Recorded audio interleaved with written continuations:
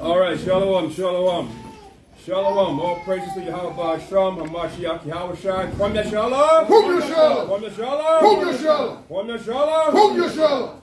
Okay, so we are here honoring the day of Hanukkah, which is the Feast of Dedication. Okay, this December 8th, or today December 9th, but it started at sundown December 8th. We're at the Feast of Dedication. Okay, Hanukkah. And Hanukkah is a major high holy day. It's not the original high holy day the Most High gave the nation of Israel, right, our people, but we rededicated the cleansing of the temple during Hanukkah, and so we dedicated it to the Most High, so it became a high holy day because of the dedication to the Most High for Hanukkah, the cleansing of the temple. The Most High gave us the victory over the Greeks, over the Antiochus Epiphanes military and the Greeks when they desecrated the temple. So we dedicated it to the Most High. Okay, Con? So it became a major high holy day. And let me say this, so our people can understand, Hanukkah is not associated with Christmas. Come? Let's get that out of the way first of all. It's not associated with Christmas. I don't know why people think that, but it's not. Maybe because it comes in the wintertime and, you know, in the so-called month of December, but it's not associated with nothing with Christmas. Come? Okay? Christmas is a pagan holiday. That's right. Okay? Pagan is a satanic holiday.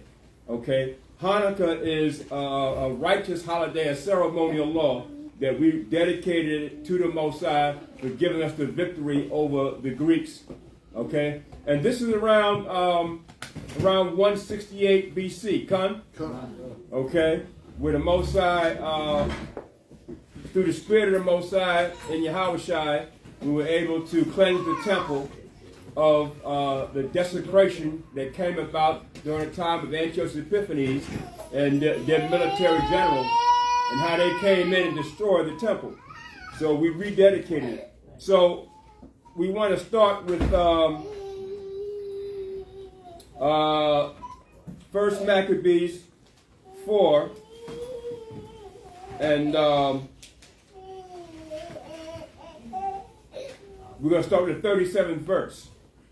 And so you can understand, okay, sis, you're going to, with the camera, sis, there you go. First of all, this is the word Hanukkah. Most well, brothers and sisters in the audience, in the congregation can see it, but that's how you say it in Hebrew, Kawakhan. Okay? It's Kawakhan. It means Feast of Dedication. Okay? Khan, Kawakhan. Hanukkah does not mean Feast of Lights. Khan? It does not mean Feast of Lights. It means Feast of Dedication. Khan? Khan. Okay? It was called Feast of Lights ultimately because we had to restart the candles and restart the dedication in the temple and everything. So it was called Feast of Lights. But that's not what Khan, that's not what Hanukkah means. It means Feast of Dedication. Khan? Khan. Okay? Okay, sis. So that's what it means, Feast of Dedication. And we're just going to go over it. Okay? And we're also going to read the prayer. Okay? Like when Nehemiah prayed once we rededicated the rebuilding of the temple during the time of Ezra and Nehemiah, and rebuilding the walls of Jerusalem.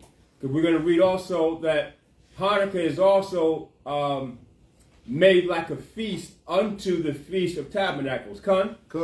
It's made like the same type of feast. Okay, so our people took it upon themselves during the time of Judas Maccabees to celebrate and rededicate the temple just like the Feast of Tabernacles. So that's why it's an 8-day celebration. Con? Just like Feast of Tabernacles. So we'll go over that. But Yakan, if you can, First Maccabees 4:37 real quick. And we'll start from this. Read on down. The book of First Maccabees, chapter 4, verse 37. Upon this all the hosts assembled themselves together and went up into Mount Zion.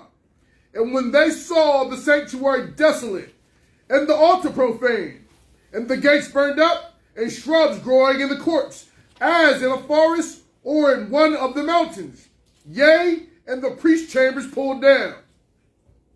They rent their clothes and made great lamentation and cast ashes upon their heads. So this is after Judas Maccabees. Judas Maccabees is one of the sons of Matthias.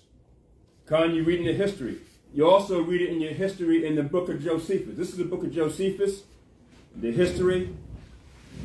Okay? You can read, of course, a lot of history out of the Bible, but this is a more intensive history of Israel, So always get your book of the Josephus. It gives more concrete information concerning the history of our people, what we went through. Josephus was a Hebrew Israelite, he was a Levite that wrote the history of Israel during the wars of the Jews, when we had the wars against the Romans, okay, just before 70 A.D. And the Romans captured Josephus. And the Mosai had it where they preserved Josephus. They didn't kill Josephus. The Romans captured him, but they didn't kill him. Why? Because the Mosai had him preserved so he can write this history. All right? And he was a Levite, and he wrote this history. Okay, so you read a lot about, this goes from Genesis all the way up to the wars that we had just before 70 A.D. And it gives a whole lot more intensive history. So get your book of the Josephus. And when you start reading this, you got to be in a nice, quiet place, because you can't read it with TV on and all that, because it goes in intense history. Cool. So get your Josephus also. But Judas Maccabees, one of the sons of Matthias. Matthias had 5 sons. And what happened is that, of course, Israel was under the Greeks. All right, we were being subdued under the Greeks. And at that time, of course, Antiochus Epiphanes came into Jerusalem and desecrated the temple and took over the temple and put idols in there, right? And put swine in there. Had our people worshiping swine, and also they offered swine on the altar of the Most High. Totally unclean, all right, totally unclean. And then, of course, the idol worship and everything. And our people, a lot of our people fell under that vibration, that negative vibration. You had some of our people, the brother read it last week too. They have what they call a gymnasium. That's where you get the gymnasium from when you read in the scriptures. And of course, a gymnasium, they would go in these gymnasiums during that time, and they were naked and everything. And that was a custom of the Greeks, to go in there and they were all naked, and they would show their private parts, and they would be uncircumcised. Well, a lot of our people went in the gymnasium and would try to hide their circumcision, just so they can be what? Be mingled in with the Greeks and what they were doing. So, and of course, you know, homosexuality was happening and then all that stuff, man. Correct. Right? So all that stuff was happening. So, Matthias was a Levite, right? High in Levite order, Matthias, and he got tired of it, man. Okay, they got tired of it. They got tired of the Greeks, telling our people what to do, and especially on the Sabbath and everything. They couldn't worship the Sabbath. Everything. So Antiochus came in there, and what he did was he forced them not to worship on the Sabbath and all that, okay, and bow down to idols and so forth. So they got tired of that. So here comes a simple Negro now, gonna worship on the pagan altar that Antiochus had put in the temple and everything. And Matthias seen it, and Matthias went up to him and ran up to him and put him to death right there in front of everybody. Put him to death. So word got to Antiochus Epiphanes that this was happening. So Matthias took his sons and the people that wanted to go with him of Israel, that were ones that were diligent for the laws and commandments of Israel, and they flew into the mountains. They flew into the wilderness, right? And so from that time on, they had a council amongst themselves in the wilderness and said, look, we're not going to stand for this. And so then that's when they formed the military and everything, how they going to fight, and strategy, how they going to fight the Greeks to regain the temple back and regain the nation back. And of course, Judas was a military man, okay? So the Most High put the spirit on Judas to get the military together so they can fight. And so this is part of what happened. So during this time, what he's reading is after they had defeated the Greeks and regained the temple. So we're reading what happened afterward now. So this is what they had seen and then when they went back up to the temple to check the temple out, and see the temple was all desecrated. You had all kinds of shrubs and all kinds of extra stuff growing around it and stuff. It was like defiled, dirty, right? So go ahead, y'all. Can I tell me you're at? Verse 39. They rent their clothes and made great lamentation and cast ashes upon their head and fell down flat to the ground upon their faces and blew an alarm with the trumpets and cried toward heaven. Then Judas appointed certain men to fight against those that were in the fortress until he had cleansed the sanctuary. So here goes Judas saying now, commanding those who are in the fortress, go up there and put them to death. And some of those were who? Israelites. Okay? They were like Uncle Tom Israelites doing what the Greeks wanted them to do, right, Con? Go put them to death. See, I'm telling you, it's going to be bloody. It's going to be a lot of Israelites put to death, brother. A lot of brothers being put to death. Even in these last days. Because why? They're going to be Uncle Tom niggas, right? That's not going to run and return back to the Most High and righteousness, right? So they're going to be put to death. And so Judas gave the commandment, go put them to death. Con? That's what's going to happen, huh? It's going to be a bloody situation. Okay? And we're not talking about ones of our people that are out there in their ignorance. We're talking about brothers who know the truth. Put them to death. Didn't they know that they were Israelites? Didn't they know they were Israelites back then? Judas still said, put them to death. Because they had sold themselves to do what the Greeks wanted them to do. Come? Go ahead, up. Verse 42. So he chose priests of blameless conversation, such as had pleasure in the law. Say pleasure in the law mean they love the law to death. Come? So where are you today? Do you love the Most High's commandments? Can you show the Most High through your actions that you love the commandment and laws and statutes? See, it's one thing to say you love the Most High, but now you got to show it. Because how else does the Most High know that you love him? Except through it. How's your wife know that you love her? You brothers know. How's your wife know that you love her? It's one thing to say it, but your wife want to see what? Action. She want to see action. So that's talk, right? Just talk. I love you, but you don't really show it. So the Most High want to see action too. See? So pleasure in the law. Go ahead. So he chose priests of blameless conversation, such as had pleasure in the law, who cleansed the sanctuary and bear out the defiled stones into an unclean place. How about that? So had pleasure in the law, and who took this unclean stones. Why? Because what did Antiochus do? He defiled it and brought stones that were hammered in, right? And they used nails or whatever, right? Remember, we didn't use nails. When we built the sanctuary, the stones of it and everything were smooth. They fitted right in. There was no instruments used. Con? And we had that technology where we had the understanding where we could do that. Con? There were no hammers and nails and all that nails used. Con? That's what the Greeks did. So Judah said, take that away because it's defiled now, isn't it? Because remember, the sanctuary was built according to what? It was built according to the blueprint from the heavens. That's how Moses and them instructed them to build it from the blueprint. How the Most High gave it to us how to build it in the earth in righteousness. The Most High didn't have nails and all that. We didn't need all that. Okay, Con? So it was unclean if you use nails and stuff. Con? And then hammer it in there and stuff like that. Con? Go ahead, up. I got that precept. Oh, yeah, go ahead, up. Go ahead. 1 Kings chapter 6, verse 7. And the house, when it was in building, was built of stone, made ready before it was brought thither, so that there was neither hammer nor axe. Okay, there you go. See, now the hammer, nor what? Nor axe. Nor axe is used. So how do we put it in there? Going to show you, we were the original masons, right? Okay. We knew how to build, brother. Esau didn't know how to build nothing. He got it from us. So you see his cities now? He got all that from us, huh? Benjamin Banneker was a black man who built the White House. Esau didn't know how to build nothing until he got it and stole it from us. Come? Good. All right, go ahead, up.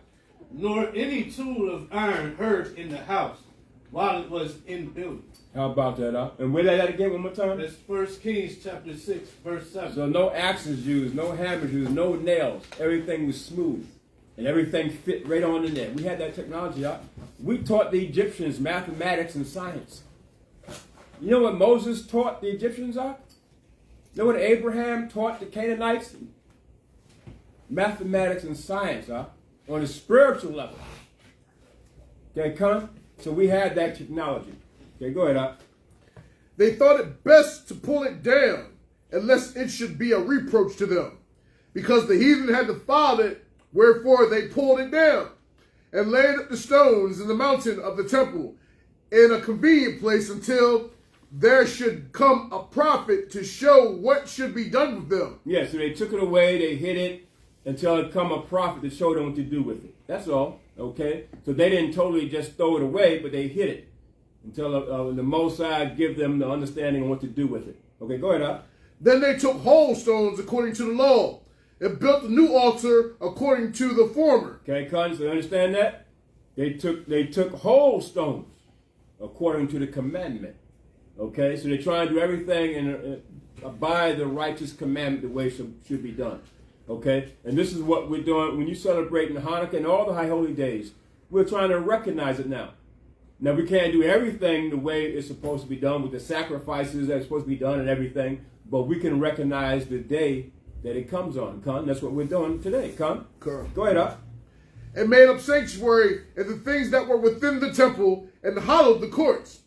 They made also new holy vessels, and into the temple they brought the candlestick and the altar of burnt offerings and of incense and the table. See everything that had to be included, okay, in the sanctuary? So they brought all that back. And this is the Most High's sanctuary. So you can understand. I know a lot of people say, well, this is the Israelite sanctuary. No, this is the Most High's sanctuary. Why? Because the Most High said he dwells in Zion. Sure. This is the Most High's house. And this is what the Most High gave when we came out of Egypt and gave it to Moses and Aaron, the priests, on how to build the sanctuary. Because why? The Most High is going to dwell in. The Spirit of the Most High is going to dwell in. Come? So it had to be right. Because anything that defiles us cannot enter in. Understand what I'm saying? And the Most High will judge you for that. Anything that defiles cannot enter in. So they had to take away all the uncleanness that Antiochus and them put in there. Okay, and take it out. Go ahead, up. And upon the altar they burned incense, and the lamps that were upon the candlesticks they lighted, that they might give light in the temple. Now here's why it's called the Feast of Lights. You understand? But it's called the Feast of Lights for that reason, because they restarted the candlesticks, right? And lit the lamps. But it's not the Feast of Lights in actuality as far as the word is concerned. In terms of the word itself, it's Feast of Dedication. Come? Okay, go ahead, up. Furthermore, they set the loaves upon the table. Before you go there, read this in the Josephus. Okay. I tell you what.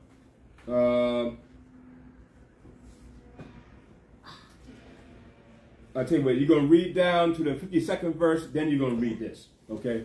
Go ahead, read on down to the 52nd Furthermore, they set the loaves upon the table and spread out the veils and finished all the works which they had begun to make. Now on the 25th day of the 9th month. Now where you at? What verse? Okay, go ahead. Read from the beginning. Which is called, now on the 25th day of the 9th month. The 25th day of the 9th month. Okay? So Hanukkah comes the 25th day of the 9th month. That's normally between November and December. Okay, Con? How do we know the 25th day? Well, the new moon came November 14th.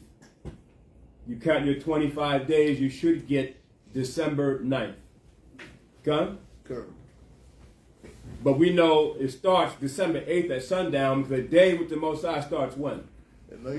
Sundown. Okay, so that's why it's December 8th at sundown, which is what? The 9th. Okay, Con? So we're in it. We're in the first day of Hanukkah, Con? Okay, go ahead, up. Now, on the 25th day of the 9th month, which is called the month Caselu, in the 148th year, they rose up betimes in the morning, and offer sacrifice according to law upon the new altar of burnt offerings which they had made. Okay, so they rose up early in the morning, okay, 25th day of the 9th month, okay, and offered up burnt offerings, and they lit the candles and everything, rededicating the temple. Now, he's going to go into Josephus, and you're going to read from there, let's see, from there, so on. You're going to read on down. This is in the Josephus. The Antiquities of Josephus, Book 7, 4 paragraph. Chapter. Chapter 7. Chapter 7, there you go. So on the 25th day of the month Caslew, which the Macedonians call Apelius, they lighted the lamps that were on the candlestick. See, they lighted the lamps. Again, this is why they consider it Feast of Lights, because they just restarted the lamps. Come? But he said, what, the 25th day of the 9th month, which they called Caslew. Okay, go ahead up. And laid the loaves upon the table of showbread, and offered burnt offerings upon the new altar of burnt offerings. Now it so fell out that these things were done on the very same day on which their divine worship had fallen off. How about that the very same day? It was 3 years from the day that Antiochus came into Jerusalem and destroyed the temple. 3 days to the day. Come? How do we know that? Right here. Right here. Let's see. Is that it? Give me 1 second.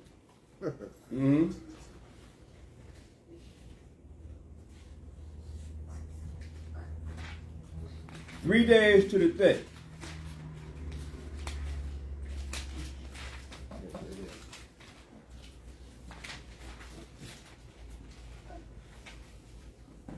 Let me get it.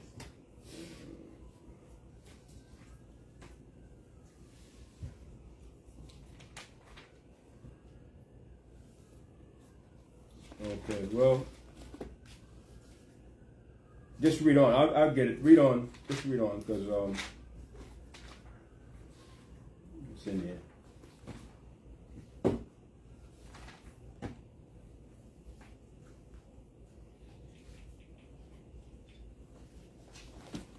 Okay, read on. We'll get it. But it's 3 days to the day that Antiochus came in and destroyed the temple. I want to read it for you, but it's in there. He came in 3 years before that day. It was the 25th day of the 9th month and destroyed the temple. Come. And he came in there and destroyed it. 3 years later, we were able to kick the Greeks out. Judas Maccabee, they would kick the Greeks out and rededicate the temple. Come. Okay, that's what he's reading. Go ahead, Now it so fell out that these things were done on the very same day on which their divine worship had fallen off, and was reduced to a profane and common use after 3 years' time. For so it was that the temple was made desolate by Antiochus. It was made desolate by Antiochus. 3 years to the day. Come, go ahead, And so continued for 3 years. This desolation happened to the temple in the 145th year, on the 25th day of the month Apelius, and on the 153rd Olympiad. But it was dedicated anew on the same day, the 25th of the month Apelius, in the 148th year, and on the 154th Olympiad. And this desolation came to pass according to the prophecy of Daniel, which was given 408 years before he declared that the Macedonians would dissolve that worship for some time. And it said what? The prophet Daniel? Come. Now when you read Daniel, okay, hold on, get Daniel, the 8th chapter.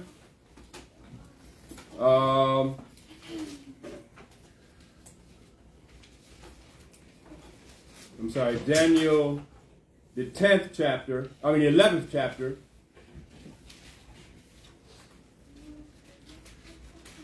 in the 21st verse. And this is Antiochus Epiphanes. This is what Josephus is talking about when he's saying that the prophet Daniel prophesied this. Okay, 400 years earlier, Daniel prophesied this. Con? You understand that? 400 years earlier. Okay, this is Antiochus Epiphanes. The book of Daniel, chapter 11, verse 21. And in this his estate shall stand up a vile person He's to whom... vile. He was vile as hell. Con? Wicked as hell. Go on. And in his estate shall stand up a vile person to whom they shall not give the honor of the kingdom, but he shall come in peaceably. And how did Antiochus come in? He shall come in peaceably. Right, peaceably. Go on. And obtain the kingdom by flattery. Didn't he do that? Y'all read the history? He came in with peace. Because he used strategy in getting in, and then he came in a lot of times on the Sabbath. Because he knew what? That on the Sabbath with what? Our guards are down. It's a day of rest for Israel. So he would come in on the Sabbath, and then he would come in peaceably. Con? In other words, giving words of peace. Con? So it says, by peace he shall what? Destroy many. Okay, where do you read that at? In Daniel 8:25? Someone read Daniel 8:25 real quick. Book of Daniel chapter 8 verse 25. And through his policy also he shall cause craft to prosper in his hand. And he shall magnify himself in his heart. And by peace. And by what? By peace. By what? By peace. Go ahead. Shall destroy many. Shall destroy many. This is what Antiochus did. Antiochus, so you understand, is like a forerunner to the Antichrist. But he was an Edomite. He was a Greek Edomite. Con? He was a king over the Seleucid Empire. Syrian Empire, Seleucid Empire at that time. Con? And he's like a forerunner. His name means God manifest. This man even called himself God, right? So he's like a forerunner to the Antichrist. And so, what is one of the attacks of the Antichrist? To speak to you in words of peace. Con? All right. Go ahead, good morning. He shall also stand up against the prince of princes. Right, against, who's the prince of princes? Hamashiach. Yahweh. Come. So it's alluding to the end time Antichrist now. Come. They're alluding to the end time Antichrist, which he's going to stand up against, try to stand up against the prince of princes, talking about Yahweh. Come. And the end time Antichrist, when you read in Revelation, is the beast. And the beast was given all power, and his power and his strength was given by who? Satan. Come. The same way Antiochus' power was given by Satan, the spiritual Satan. Come. So he's acting like he's a forerunner to the Antichrist, but he's like an Antichrist himself at that time period. Come. You had many Antichrists. And Nimrod was an Antichrist. I mean, y'all heard about Nimrod, right? Nimrod was one of the first Antichrists. He was one of the first beasts, right? His name means the rebel. Nimrod's name meant the rebel. I mean, he was a rebellious one against what? The Most High. So this modern day Antichrist is going to have all the attributes. Yeah, that's a good word. Attributes of the forerunners of the Antichrist, which is Nimrod, Antiochus, Herod, Pharaoh. Those are all Neros, all like Antichrists of their day. Come. And so the end time Antichrist, he's coming. And he's going to have all of that in him. All that vibration of them in him. Come. Going to be weeping and gnashing of teeth, brother. Because they're coming for blood. All right? They're coming for blood. And they're coming after who? The Israelites. Us. Come. Okay, go ahead. Is that it, Gamar? But he shall be broken without hand. And he shall be broken without hand. Okay, so you go back to Daniel, right? Tell him where you at. The book of Daniel, chapter 11, verse 22. And with the arms of a flood shall they be overthrown from before him, and shall be broken. Yea, also the prince of the covenant. And after the league made with him, he shall work deceitfully. For he shall come up and shall become strong with the small people. he shall enter peaceably, Go enter peaceably. Go on. even upon the fattest places of the province, and he shall do that which his fathers have not done. Right. He gonna do that. This is Antiochus, right? Gonna do that which his father has not done. Okay, so when you read about Antiochus the Great, okay, that was like his grandfather, I believe. And when you read about Seleucus, his father, they were all right. They were all wicked, right? They were all rulers of the Seleucid Empire, but not like Antiochus. Correct. Come? All right? They were not like him, man, because they allowed Israel, even though they had conquered Israel, they had conquered us, right? They allowed us to continue to do what? Worship the Most High, according to our law and statutes. But not Antiochus. He came into the temple and desecrated those other Antiochus the Great didn't do that. Come? All right, so go ahead, up. He shall enter peaceably, even upon the fattest places of the provinces, and he shall do that which his fathers have not done, nor his fathers' fathers. And he shall scatter among them the prey and spoil and riches, yea, and he shall forecast his devices against the strongholds, even for a time. Okay, so that's good enough right there. So even for a time. Okay, so, and as you noted, for a time, when you read in the Bible, a time and times and dividing at times. How long is that? Get 725, Daniel. Because remember, how long was it from the time that Antiochus desecrated the temple up until the time we rededicated it? 3 years. Okay? 3 years. And the time and times dividing a time is really 3.5 years. So when it says for a time, this is what it's talking about. 3.5 year period. Good. Read that again. Good morning. Book of Daniel, chapter 7, verse 25. And he shall speak great words against the Most High, and shall wear out the saints of the Most High, and think to change times and laws. Didn't they do that? Antioch did the same thing, huh? What about Esau today? The same vibration. It's the same thing. Changes times. Is there 31 days in a month? Hell no. There's no 31 days. Where did they get 31 days from? Change times and laws. January 1st, New Year's Day, Christmas, all these different holidays, changing times and laws, right? What about daylight savings time?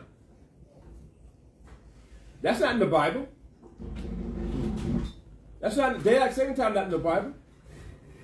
So you putting the clock back an hour, and then next year come forward an hour. I mean, what the hell is that? Throw you all off. Your balance is thrown all off. Huh?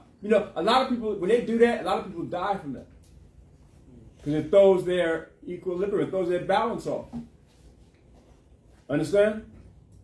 So, because you are created by the Most High, you have a certain spiritual vibration connected to the Most High. When Esau comes and throws that off, after a while, some people just can't deal with it.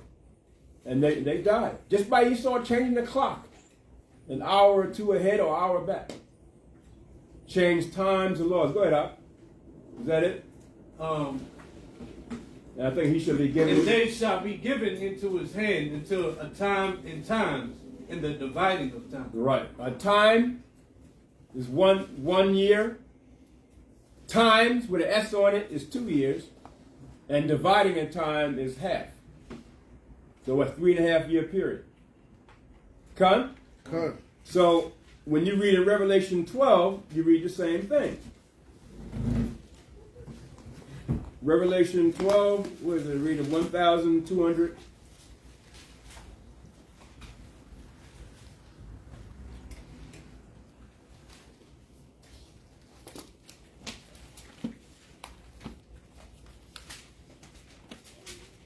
Okay, we read Revelation 13 and 5.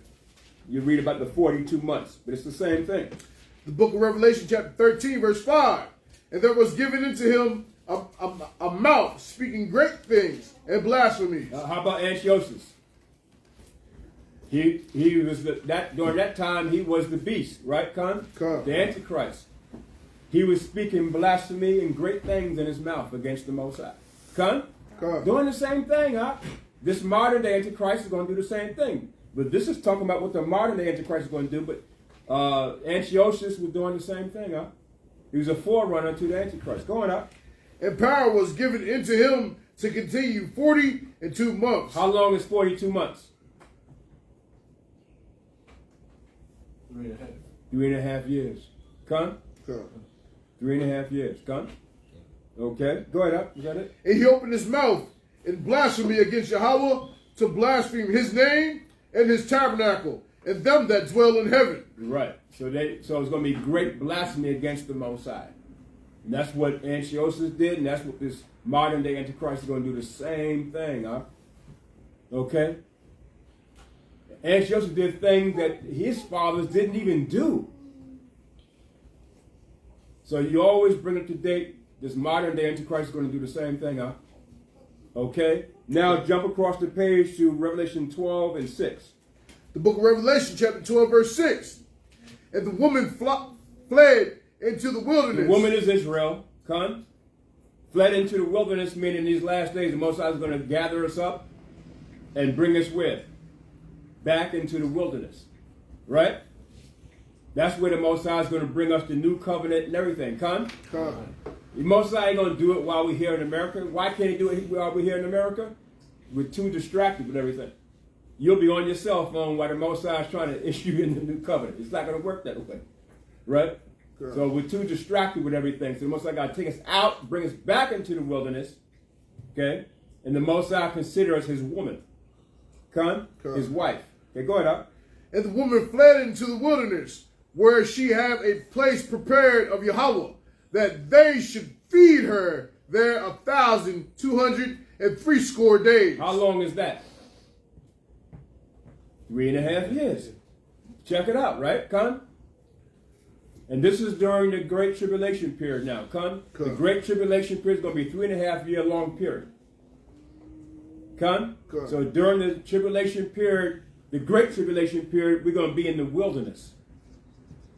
And the Most High is going to be dealing with us. He's going to purge out the rebels also in the wilderness, Con. So there's rebels amongst us, they're going to be purged out.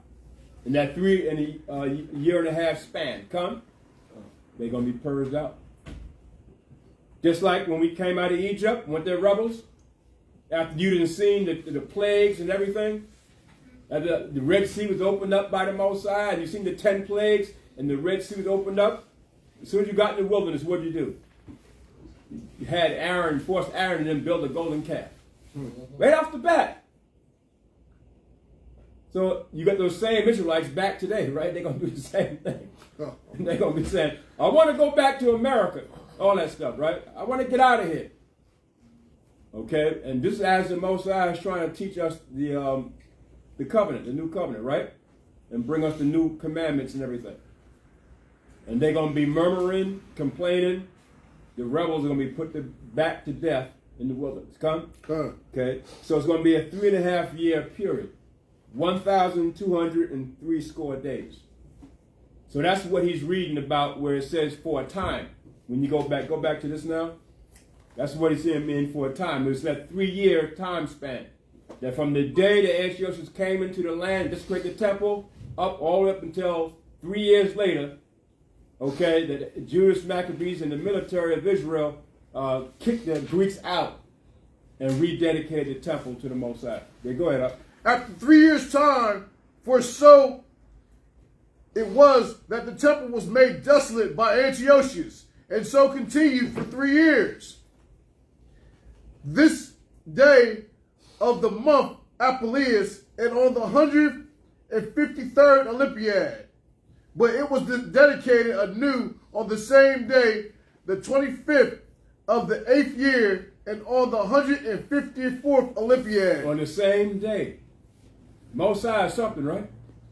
He could have it where it could be the same day it's rededicated. Come?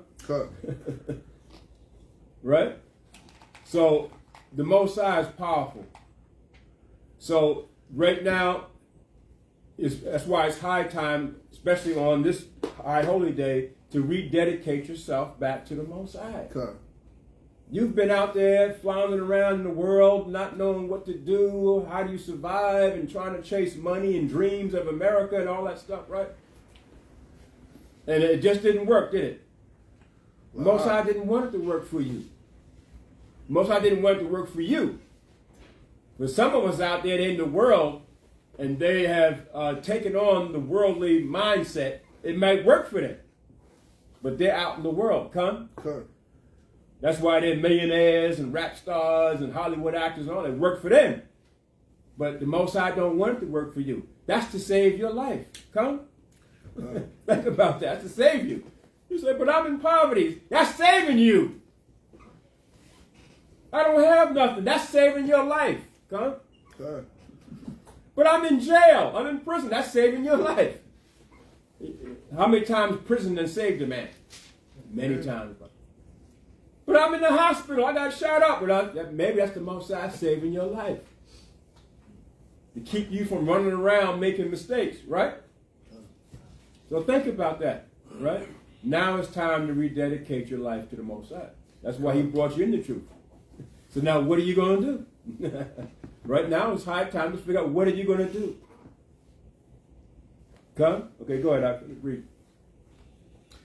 And this desolation came to pass according to the prophecy of Daniel, which for he declared that the Macedonians would dissolve that worship for some time. And didn't we just read that in the book of Daniel? Okay, that's what we just read in Daniel. Okay, come? Daniel 11. Okay, go ahead, Al. Now Judas celebrated the festival of the restoration of the sacrifices of the temple for 8 days, and omitted no sort of pleasures thereon. So for how many days? 8 days. How many days, Hanukkah? 8 days. It's 8 days. And we're going to show you why it's 8 days in a minute. Go ahead, Al. But he feasted them upon very rich and delighted them by hymns and songs. By hymns and songs. So it's a rededication to the temple. So it was a festive festival, huh? So we were singing, dancing, there's food, everything, right? Everybody was happy. It was a rededication to the Most High. Come? Okay, go ahead, Al. Nay, they were so very glad at the revival of their customs, when after a long time of intermission, they unexpectedly had regained the freedom of their worship, that they made it law for their prosperity that they should keep a festival on account of the restoration of their temple worship for 8 days. And from that time to this, we celebrate the festival and call it lights. I suppose the reason was because this liberty beyond our hopes appeared to us, and Judas also rebuilt the walls around about the city, and reared towers of great height against the intrusions of enemies, and set guards thereon. He also fortified the city Bethesda, that it might serve as a citadel against any distresses that might come from our enemies. Okay, so that's it. Very good. So 8-day celebration. Now, when you go back to in the Apocrypha, right? The 4th chapter, 1 Maccabees 4. Did we read down to 59? 54. We stopped at 54? Yeah. Okay, now you're going to read down. Verse 54. Look at what time and what day the heathen have profaned it. Even in that was it dedicated with songs. See, the same day, right? Come, just read that in Josephus, right? Come, go ahead, up. And citharans and harps and cymbals. See, we had music too, come. So don't think it's got to be just sit here and of course you're going to learn the high holy day and Hanukkah, what Hanukkah is about. But afterwards, man, we did what? We rejoiced. We had harps, cisterns, okay? We had also guitar-like. A cistern is like a guitar-like instrument. So Esau, you may think Esau invented guitar. No, he didn't. We've been had that out way back then. We had all those instruments. See? Harps, string instruments, percussion, drum instruments, cymbals. We had all that out. Flutes. Esau think he got something. No, we've been had that stuff, huh? They got it from us. Come. Come. Go ahead, up. Then all the people fell upon their faces, worshiping and praising. And we all worship the Most High and praise the Most High. Come. Go on. The power of heaven, who had given them good success. You say success. Where do you get success from? The Most High. Come. Come. And if you're not in the Most High and you receive success, who'd you get it from? Hashatan. Satan. Satan can make you successful too, right? Come. Come. Out in the world, there's a lot of success out there, right? But it's not the Most High. You don't want that kind of success. Because what? It's only temporary. Right? It's temporal. I know it seems alluring, right? And it seems like they got everything and you got nothing, but don't worry about that. Soon the Most High is going to take it all away from them. Come? Come. All right, going up. And so they kept the dedication of the altar 8 days and offered burnt offerings with gladness and sacrifice, the sacrifice of deliverance and praise. They decked also the forefront of the temple with crowns of gold and with shields, and the gates and the chambers they renewed and hanged doors upon them. How about that? Everything is renewed. So now, again, you always bring up the date, right? So who has to be renewed now? Who's the temple now? We are. Israel. Israel got to be renewed. You're the temple of the Most High. Come. So now, how about this? It all comes down to you. You got to renew your temple. What are you going to deck on yourself? See, the crowns of gold. What's the crown of gold? You know, the word, right? Come. You got to deck yourself with the word of the Most High, right? You got to rededicate yourself, just like you're rededicating the temple, and now you are the temple of the Most High. Your body is the temple. You got to redeck yourself. Because how did they see that first? How did they see the temple when they came? We just read it. They seen the temple all desecrated. That's how you are when you come in the truth, right? All messed up. All messed up in the mind. You come in there dragging your feet. You're all destroyed, messed up. You're still living though. Wasn't the temple still there? Good. But it was all destroyed, all messed up, with shrubs all around it and weeds and stuff like that. That's how you are when you come in. You got, what are the weeds? The philosophies, you know what I'm saying? The religions, the philosophy of the world. You got all that in you. Come. And all that got to be cleaned out, man. You're defiled when you come in the truth, right? It all got to be cleaned out. It's the same thing, man. Same process. Go ahead, up. Verse 56. Thus was there, verse 58. Thus was there very great gladness among the people, for that the reproach of the heathen was put away. Put away. See? Put away the reproach of the heathen. And so that's what you got to do now when you come in the truth. Put the reproach of the heathen away and out of you. Come? It's a reproach. Don't come here with no Pan-Africanism. You know, Dr. Umar Johnson, know what the hell he talking about? Right? Notice how he never bring out those scriptures enough. Notice that? Notice that? Got all the talk and rhetoric, but never bring out the word of the Most High. Yeah, go ahead. I saw him on a video praying to Harriet Tubman. Yeah. Yeah. Yeah. Praying to Harriet Tubman. Yeah, you're praying to a Harriet Tubman. Who told you to do that? A woman. The Most High didn't tell you to do that. Yeah, well, we honor Harriet Tubman, but you don't pray to her. Come. You don't even pray to the Mother Mary. The Most High didn't tell you to do that. Come. That's idol worship. Come. That's the Queen of Heaven, Semiramis. You don't pray to, that's Satanism. Come? Come. So who is Umar Johnson going to pray to? Harriet Tubman? And the ancestors. Yeah, and the ancestors. He's always talking about that. Never bring out not one word, not one scripture. See, so with him, it's all what? Pan-Africanism. Right? Politics and all that. You know, economics, trying to get something out of America. No. America's about to be destroyed. Come. You're not getting nothing out of America, brother. So that's why the Most High said, repair yourself. Come from the world and put on the new man. Okay? Just like they rededicate the temple, rededicate yourself to the Most High, Yahweh Shem Yahushua. Not Pan-Africanism. See? Not Egyptology either. Come. That's going to hell too. Not Christianity either, because that's going to hell. Come. Okay? Not the Baptist religion, because that's going to hell too. All those are demonic religions. Every last one of them. And you got all people all talking about that, and you know, And they think they're in the Most High, in God, God the Father. Well, Satan's a God too. Good. See, when they say God the Father, they're talking about Satan, their father.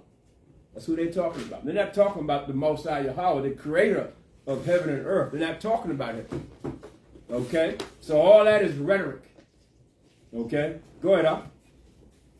Moreover, Judas and his brethren with the whole congregation of Yasharallah ordained that the days of the dedication of the altar should be kept in their season, from year to year, by the space of 8 days, from the 25th day of the month Caslu, with mirth and gladness. So, okay, 8 days, right?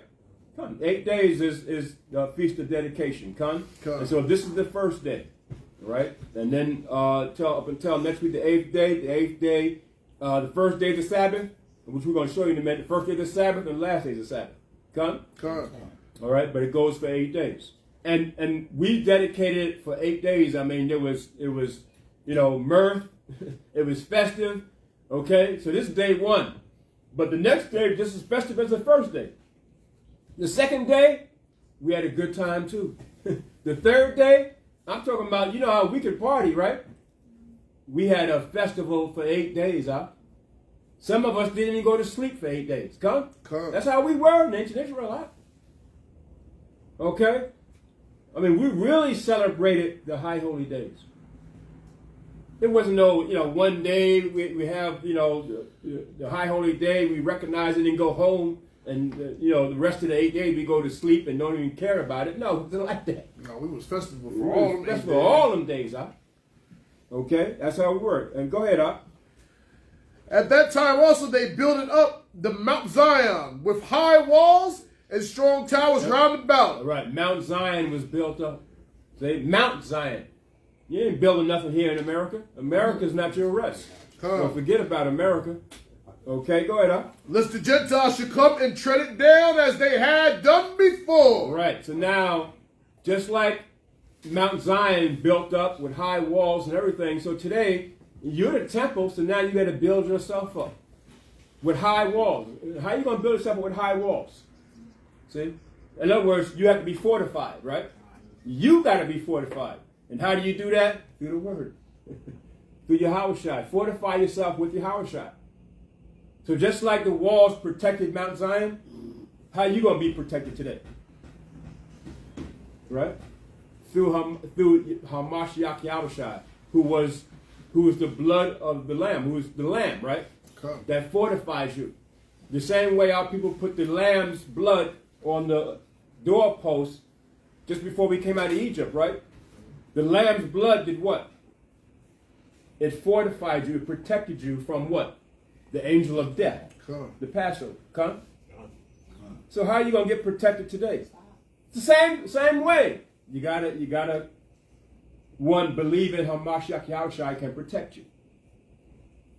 See? His blood still protects you. It still does. But we don't recognize it. We're too busy and absorbed with philosophies of the world. We have protection. We just don't recognize it. Come? Okay, go ahead. At that time also they built up the Mount Zion with high walls and strong towers round about, lest the Gentiles should come and tread it down as they had done before. See? And they set there a garrison to keep it, and fortify Bethsura to preserve it, that the people might have a defense against Idumea. Right. Who's Idumea? The Edomites. That's Esau. Okay? Esau, so-called white people, right? That's the Greeks. Greeks and the Romans. Fortify yourself against them. Today we got to do the same thing, don't we? Because the Greeks are all over the place now, right? And you still got to fortify yourself against them. But now you do it through the word. And the Most High, the Spirit of Yahushua, will be with you against them. Even though they all around us, right? And you got to go to work, right? You want to go somewhere, right? A vacation somewhere, something. They there, right? You go to the shopping center. Who's there? The Greeks are there. They're everywhere now, right? How do you fortify yourself against them? Through Yahushua. Because they're going to try to take advantage of you. Yeah, go ahead. Yeah, a lot of people don't understand that Idumean comes in many shades of color. Right. So you just can't just look at them as pale skin. Right. Right. And the ones that come in the other colors, they've taken on the Idumean what? Spirit. Their ways. That's what I understand. That's what you're talking about. They're taking on their ways. So again, that vibration is all around us. And so our protection is the Mashiach Yahushai. Come? And so now when you go to 2 Maccabees 1 and 9, let's go to 2 Maccabees 1 and 9. It's going to show you how you celebrate Hanukkah. Okay?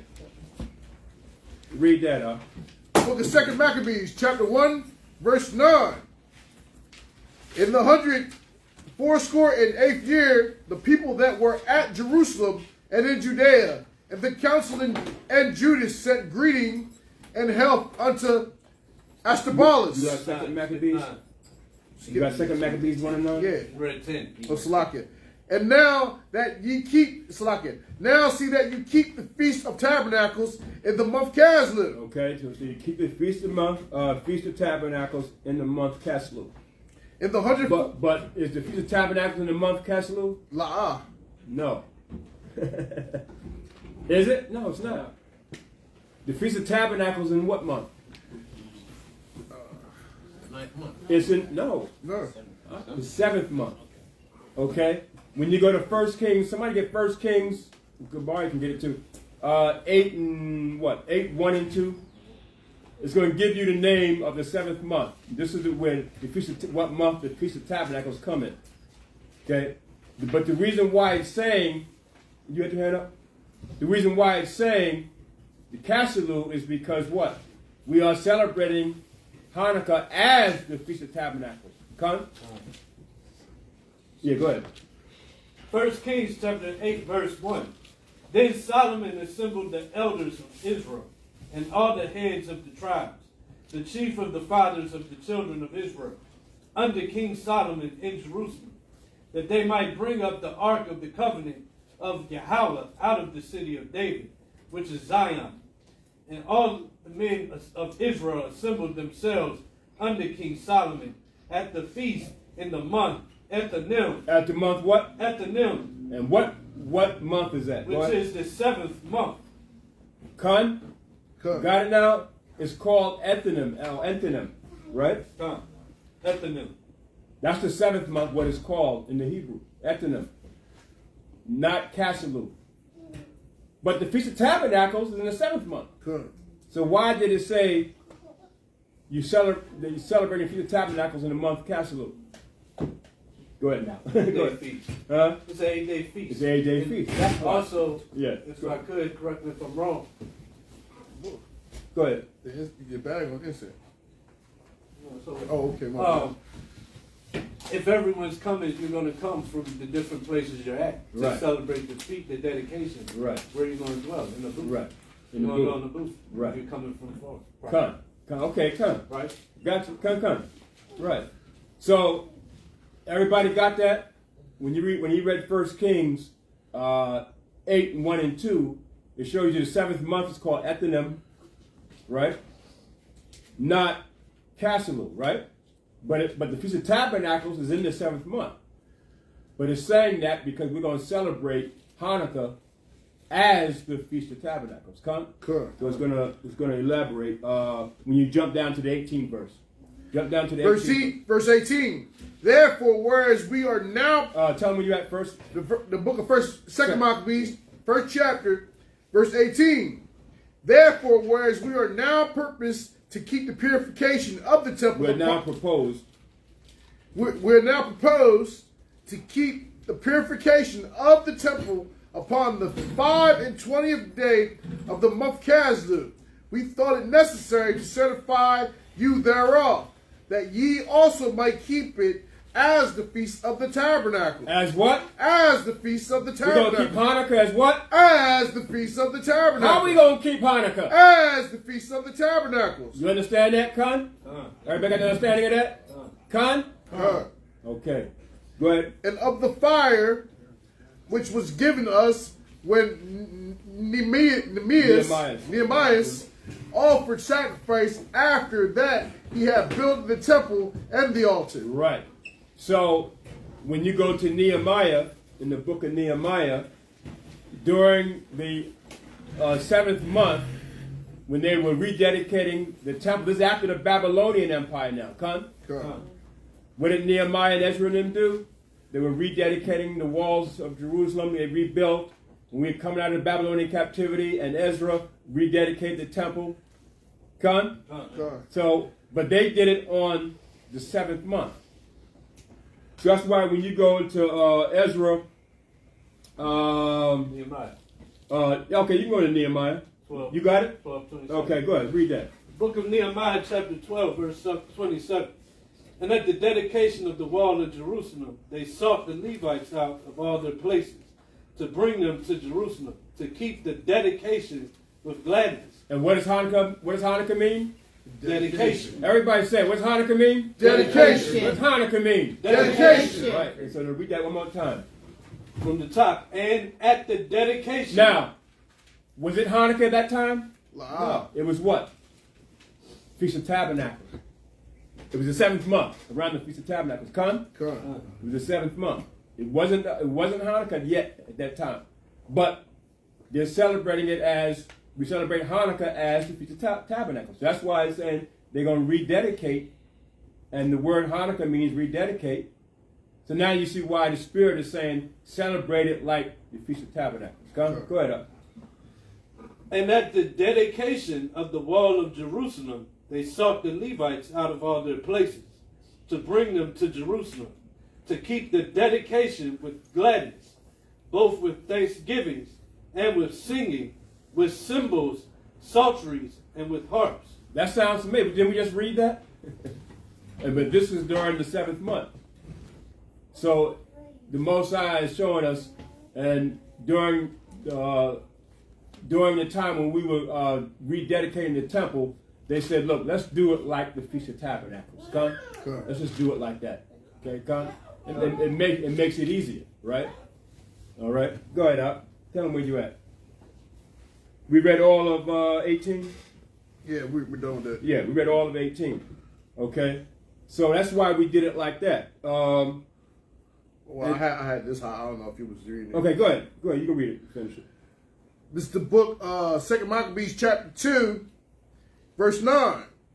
It was also declared that he, being wise, offered the sacrifice of dedication and of the finishing of the temple. And as when Moses prayed unto the Lord, the fire came down from heaven and consumed the sacrifices. Even so prayed Solomon also, and the fire came down from heaven and consumed the burnt offering. Yeah, so this is all during the time of what? During the 7th month, which you read in 1 Kings 8 and 1 and 2 on down. Okay? You read it. And then Solomon did it on the 7th month. Nehemiah and Ezra did it on the 7th month. Okay, go ahead, Up. And Moses said, because the sin offering was not to be eaten, it was consumed. So Solomon kept those 8 days, the same things also reported in the writings and commentaries of Nehemiah, and how he, founding a library, got together the acts of the kings and the prophets. So what did Nehemiah do? He gathered together the acts of the kings and the prophets. Nehemiah gathered the books of the acts of the kings and the prophets. So when you're reading Chronicles, when you're reading the Kings, when you're reading the 1st, 2nd Chronicles, and some of what the kings did in 1 Kings, 2 Kings, that was Nehemiah's. Go ahead, up. And of David, and the epistles of the kings concerning the holy gifts. In the manner also Judas gathered together all those things that were lost by reason of the war we had, and they remain with us. Wherefore, if ye have need thereof, and some to fetch them unto you, whereas we then are about to celebrate the purification, we have written unto you, and ye shall do well if you keep the same days. We hope also that Yahweh that delivered all his people. What did Yahweh do? Delivered all his people. What did Yahweh do? Deliver all his people. Right, even today, the Most High going to deliver his people. Okay, Con? But you have to believe that. And so this is why we return back to the Most High in righteousness, in keeping his law, statutes, and commandments, and recognize high holy days, because why? The Most High is going to deliver us. That's why he said, no man shall buy you out of this. Only the Most High and Yahweh Shai can deliver us. Go ahead, up. And gave them all an heritage, and the kingdom, and the priesthood, and the sanctuary, as he promised in the law, will shortly have mercy upon us, and gather us together out of every land under heaven. Out of where? Every land under heaven. How about that? Because where are we now? In every land, right? In all the regions of the earth, we're dispersed and scattered and split up everywhere. But now, the Spirit of the Most High said, what? Read that one more time. And he shall gather us together out of every land under heaven. Every land that we are in, the Most High is going to gather us. Every land. Okay, we're everywhere, right? God. We're in the Western Hemisphere. We're in the East. Okay, we're in Africa. We're in Asia. We're everywhere, right? God. We're in the Caribbean, South America, Central America. We're everywhere. The Most High going to gather us all up and bring us back. Because only the Most High can do that. Who can do that but the Most High? God. Nobody else can do that, right? God. But the Most High has the power to do it. The Most High has the power to scatter us all over the place. He got the power to deliver us back.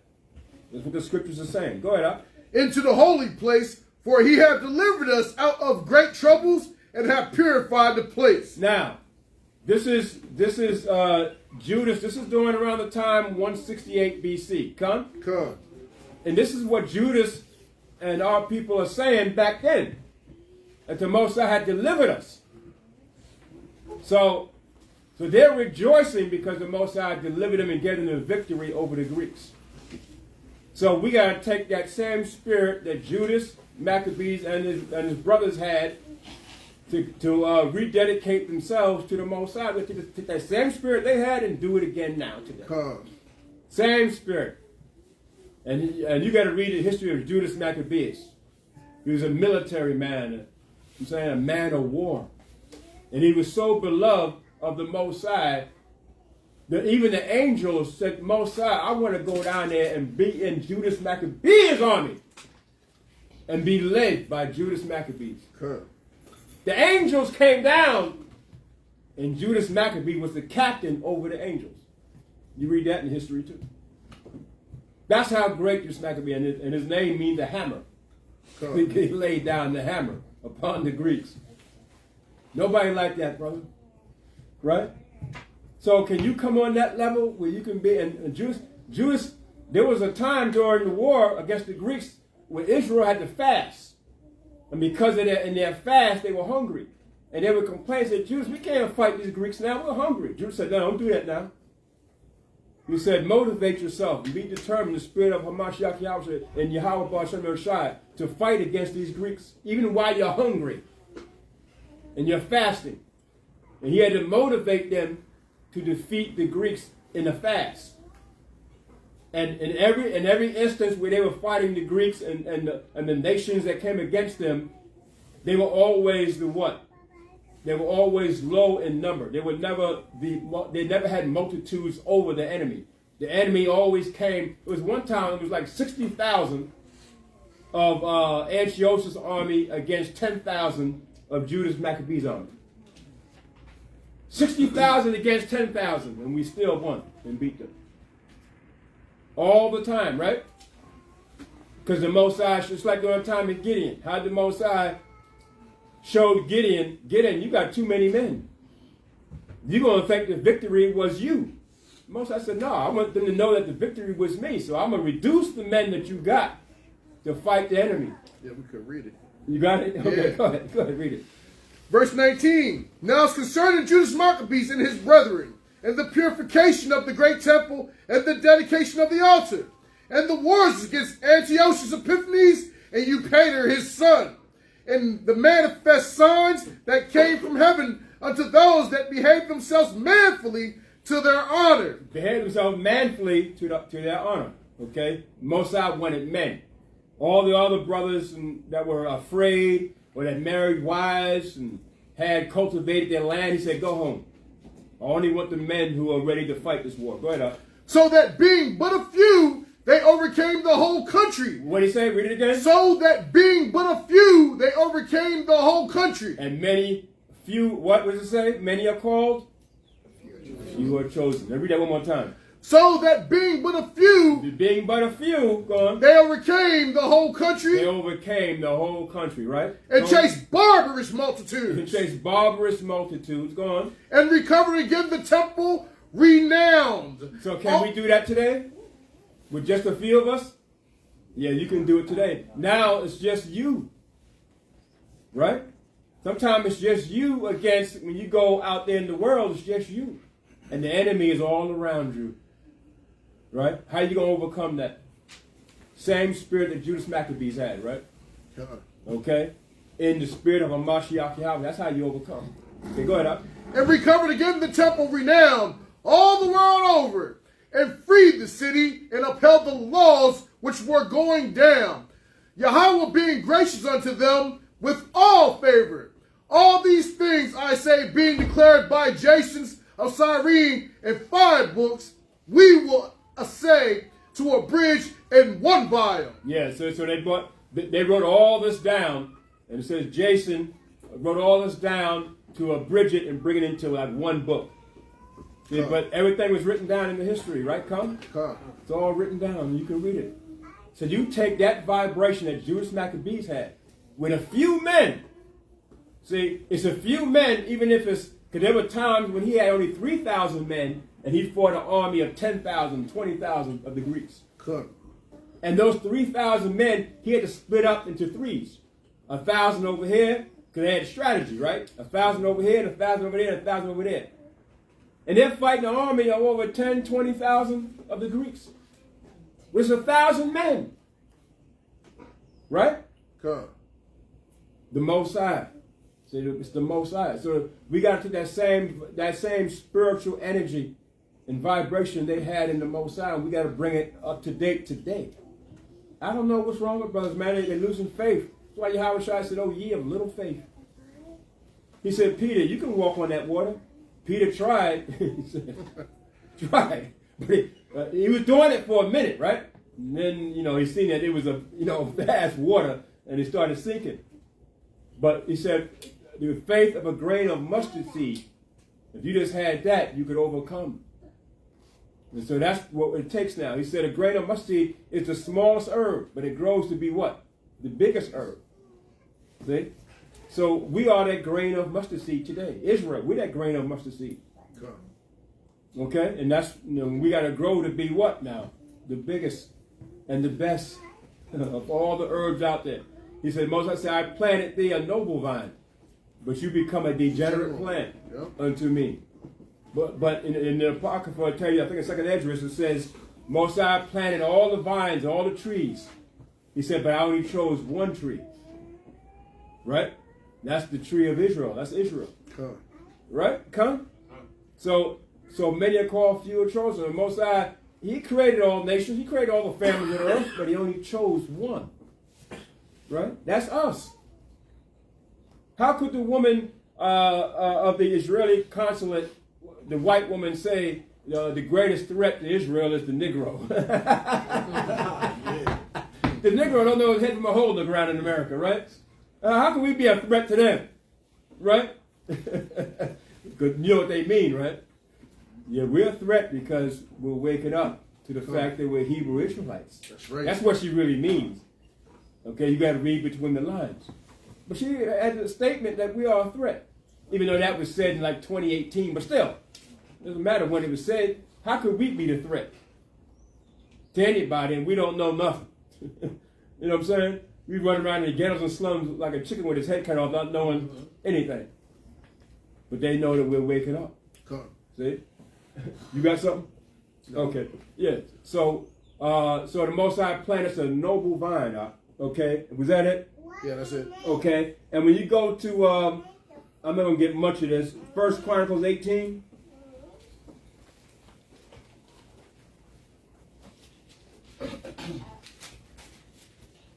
First Chronicles 18 and 10. real quick. The book of 1 Chronicles, chapter 18, verse 10. He sent Hanukkah, his son, to King David to inquire of his welfare and to congratulate him because he had fought against Hadarezer and smitten him. For Hadarezer had war with Tau, and with him all manner of vessels of gold and silver and brass. Them also King David dedicated unto Yahweh. What did he do? What did He King David- dedicated unto Yahweh with the silver and the gold that he bought from all these nations, from Edom and from Moab. And so how about that now? So from all the nations that King David was able to conquer, and he named a few, Edom, right?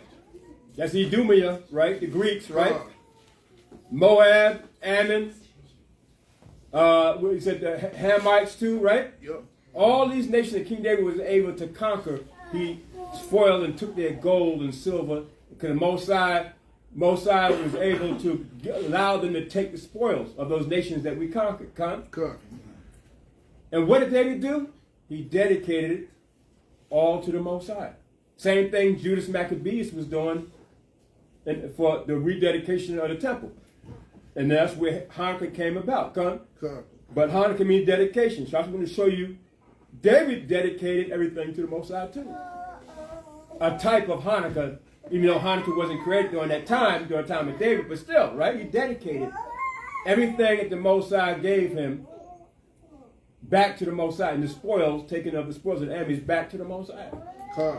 So that's why everything the Mosai bless you with, you dedicate it, rededicate it back to the Mosai. Your children, dedicated to the Mosai. See? Who was, Samuel was dedicated to the Mosai. You read that?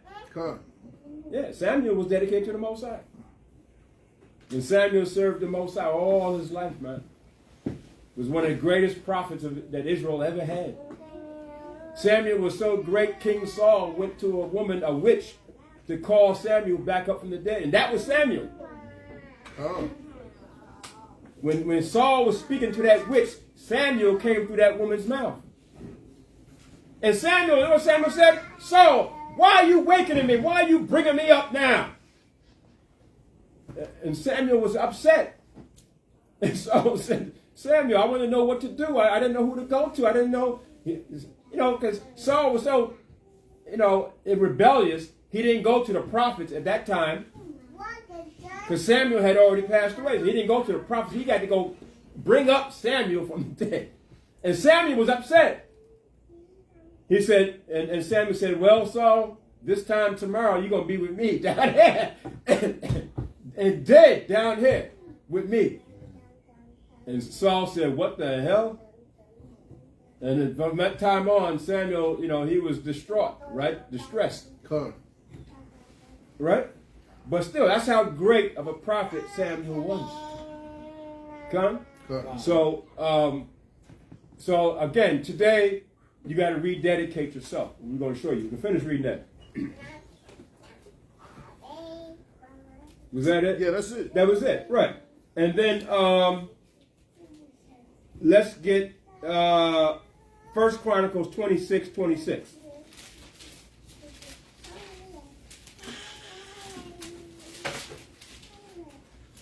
The book of 1 Chronicles, chapter 26, verse 26. And then, Gamari, can you get Ezra 6:16?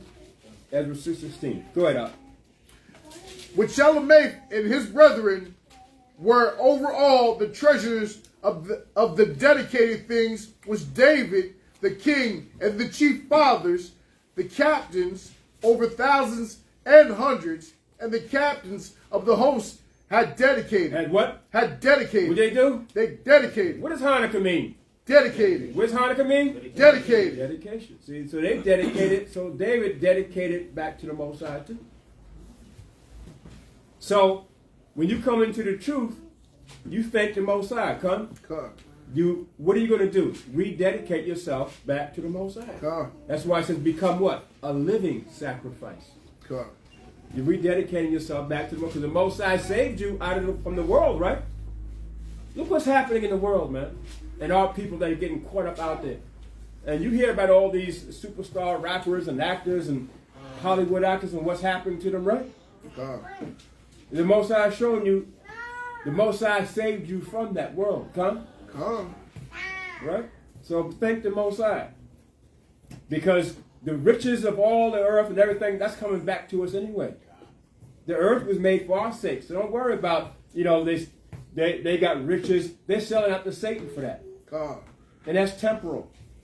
Right? God. And they're all throwing up satanic signs and all that. They're telling you they sold out to Satan. Yeah. Putting up a hand signal with three fingers and all that. The pyramid and all that stuff. And showing you the one-eye symbol. Devil horns. Devil horns and all that. All of them do that. Right? They all got to do that. So even the so-called Edomite actors and stuff, they got to do it too. Right? They got to do it too. God. So that's what's out there. The Most High saved you from that. How about that, huh? God. So you ought to thank the Most High that He brought you into the truth, man. That He saved you out of that. See? Go ahead, huh? Out of the spoils won in battle did they dedicate to maintain the house of Yahweh. How about that? See? Didn't Judas do the same thing? They took the spoils of the enemy of the Greeks and brought it into the house of Most High and rededicated the temple. David did the same thing. God. Before Hanukkah now. That was way before Hanukkah, right, Con? God. David did the same thing. So now you bring up the date, and what do you got to do? The same thing. It doesn't change, huh? The Most High is the same today, yesterday, and forever. And forever. We got to do the same thing even today. But now you're going to rededicate yourself. Come. Understand? You're the Most High's jewels now. When David dedicated gold and silver and rededicated to the Most High the spoils, you're the gold and silver now, right? Does the Most High want you to dedicate gold and silver more than yourself? Yeah, the Most High don't need gold and silver. The gold and silver is really for us. But the Most High want you. Come? Says you're His jewels. You're His weapons of war. You're His witnesses.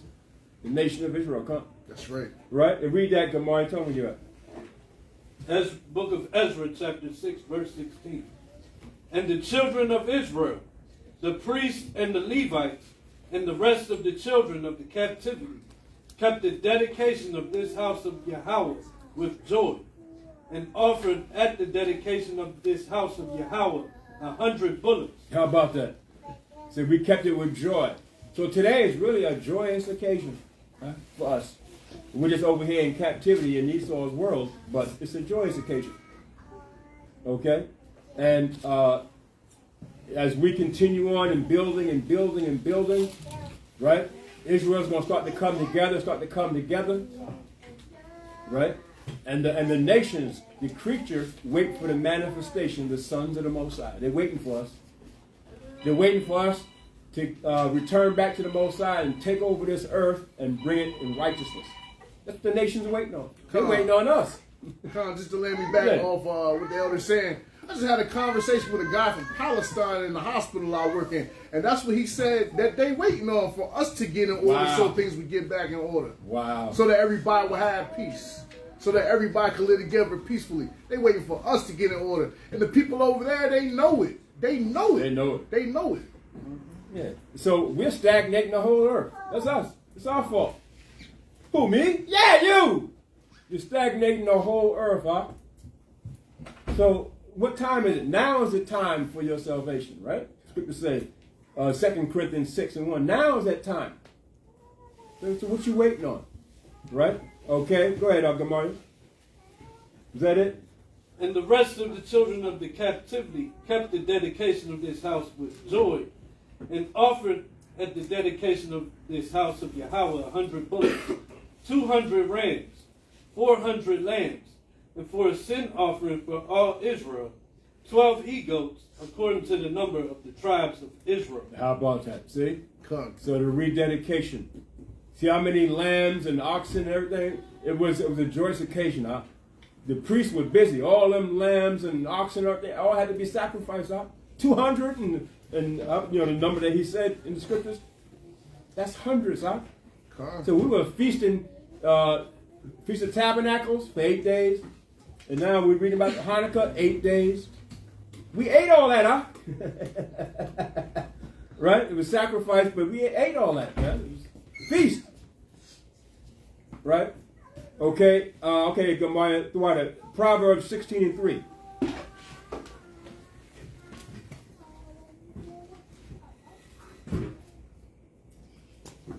And Gamaya, get Exodus 13:2 real quick.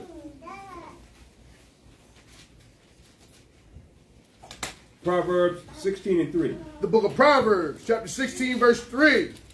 Commit thy works unto Yahweh. Do what? Commit thy works unto Yahweh. Do what?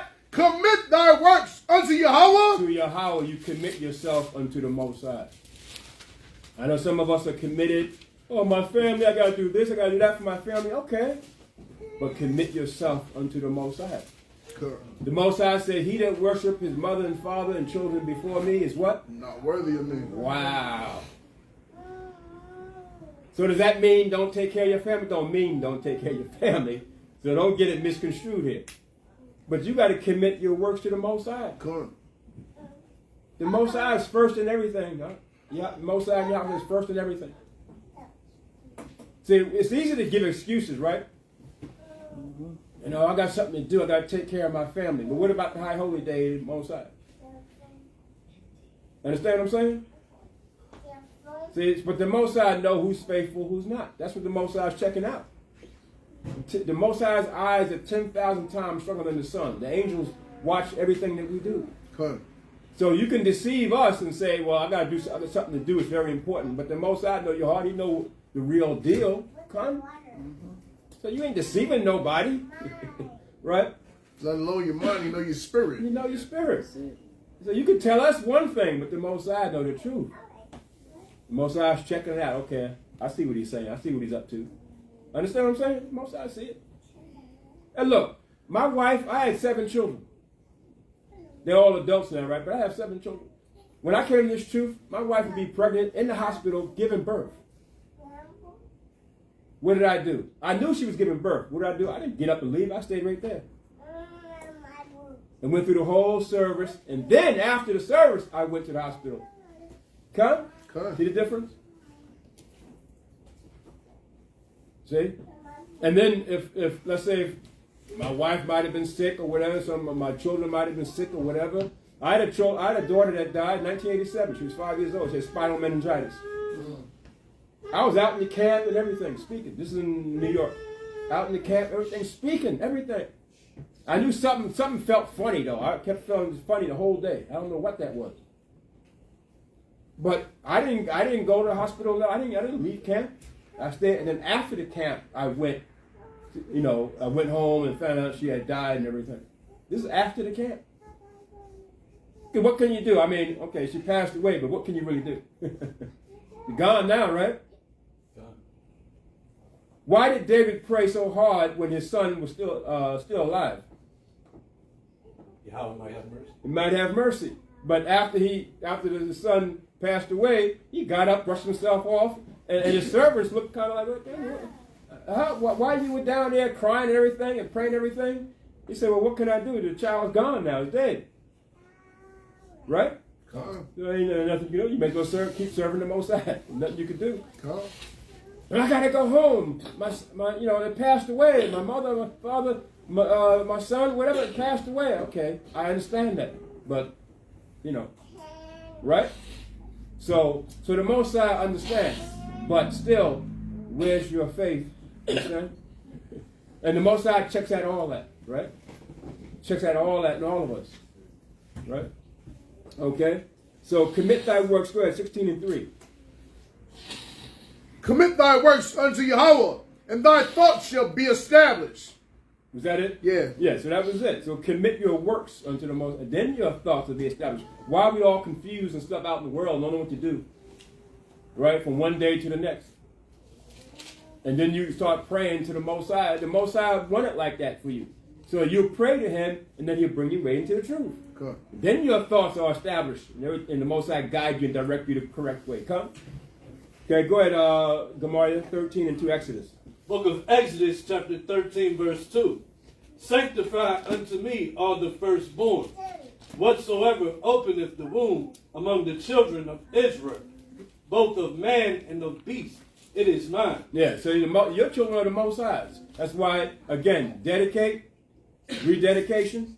You dedicate everything the Most High blessed you with, and you rededicate it back to the Most High. So even your children, you rededicate it to the Most High. And the Most High going to do what he wants with them anyway. And some, he may make a sacrifice. Right?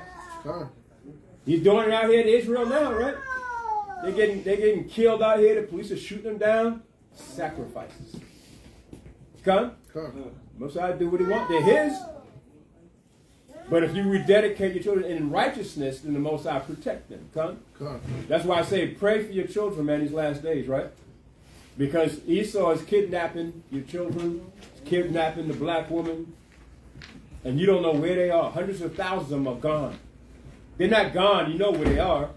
Esau got them, and then he make them slaves or human trafficking or whatever, right? Taking organs, stealing our melanin. Yeah, organ trafficking, stealing your melanin, everything. And then some of them he sacrificed to Satan. The greatest sacrifice in Esau's world is a Hebrew child. Israelite, so-called Negro child, right? I mean, they sacrifice their own too, but that's you are the highest sacrifice because you're the chosen. That's why so many of us are missing. And don't tell me they can't find you. They can find you. All that Amber Alert and all that is crap. If they can find Bin Laden in the hole in Right. the desert, they can find anybody anywhere. Right. Right. They can find you. Okay, go ahead. Was that it? Or was that? In for 2, verse 3. No, go down to 12. Go down to 12. Exodus chapter 13, verse 12. That thou shalt set apart unto Yahweh all that openeth the matrix. What is the Matrix? And I'm not talking about the movie now. Please don't think about the movie. What's the Matrix? Yeah, he just read it in the second verse. Come. Now the Most High is really going over it again, right? But they're using a different word here. Matrix. It's the womb. What openeth, what comes out of the matrix is meaning the womb. Go ahead, up. And every firstling that cometh of a beast which thou hast. Right. So everything that openeth the matrix from the woman, from our wives, right, and our children, is dedicated to the Most High and also of the beast. Most High want your first cattle. Good. He want that too. Everything the Most High blessed you with, you dedicate to the Most High. Come. Go ahead, up. The males shall be Yahweh's. Yeah, the males shall be the Most High's. Most High own you. Yours the Most High. You ain't of your own. You know, they got that Me Too movement. The Most High don't care about you. They don't care about what you think and all that stuff and what you have out there. The I am movement. You know that I am, that's a false god. That I am mentality. They got songs about that. That's their false god, right? Most I don't care about that. Is that it up? Okay. Numbers 18:14. And then somebody get Psalms 119:38. Numbers what? Numbers 18:14. And then Psalms 119:38. The book of Numbers, chapter 18, verse 14. Everything devoted in Israel shall be thine. See, everything devoted. The word devoted is just meaning what? Dedicated, right? God. Okay. Go ahead. Everything that openeth the matrix in all flesh, which they bring unto Yahweh, whether it be of men or beasts, shall be thine. See, it's going to be the Most High's. Con? You, your children, it's all the Most High's. We are the Most High's chosen. You belong to the Most High. Yahweh Ba'ashem Yahushai. You can run, but you can't hide. Right? Adam tried to run, couldn't hide. Right? Jeremiah tried to run.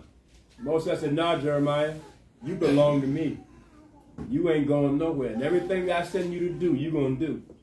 But Jeremiah said, but I'm a young man. I can't do this, Moses. I can't be no prophet. Moses said, no, don't tell me you're not going to be a prophet. You are. Job couldn't understand. Moses said, Job, build build up yourself like a man. Okay? Gird up your loins like a man and be a man about it. Didn't the Most High show Judas, those who are manly, I want in your military. Those who are not manly enough and they're afraid, go home. Right? Didn't he tell Gideon the same thing? Gideon, I only want the ones that go down, you go down to the river, and the ones that lap like a dog. That's the ones I want. Because they're more alert. The ones that didn't lap like a dog, the water, tell them to go home. And it ended up only being 300 men.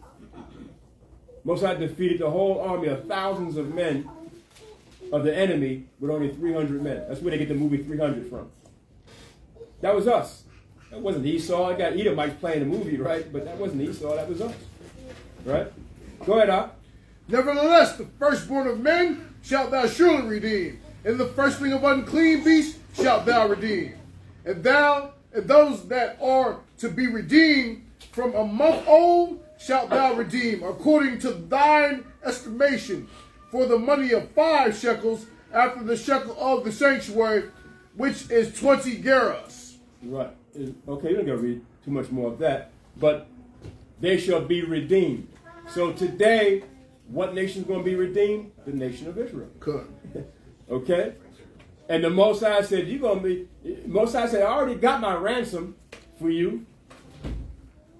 Is there any redemption without bloodshed? There's none. There's going to be bloodshed. And the Most High got the nations that he already got ransomed out. That are going to be ransomed, meaning going to be that bloodshed for your redemption. Put it like that. They're already picked out. Right? Good.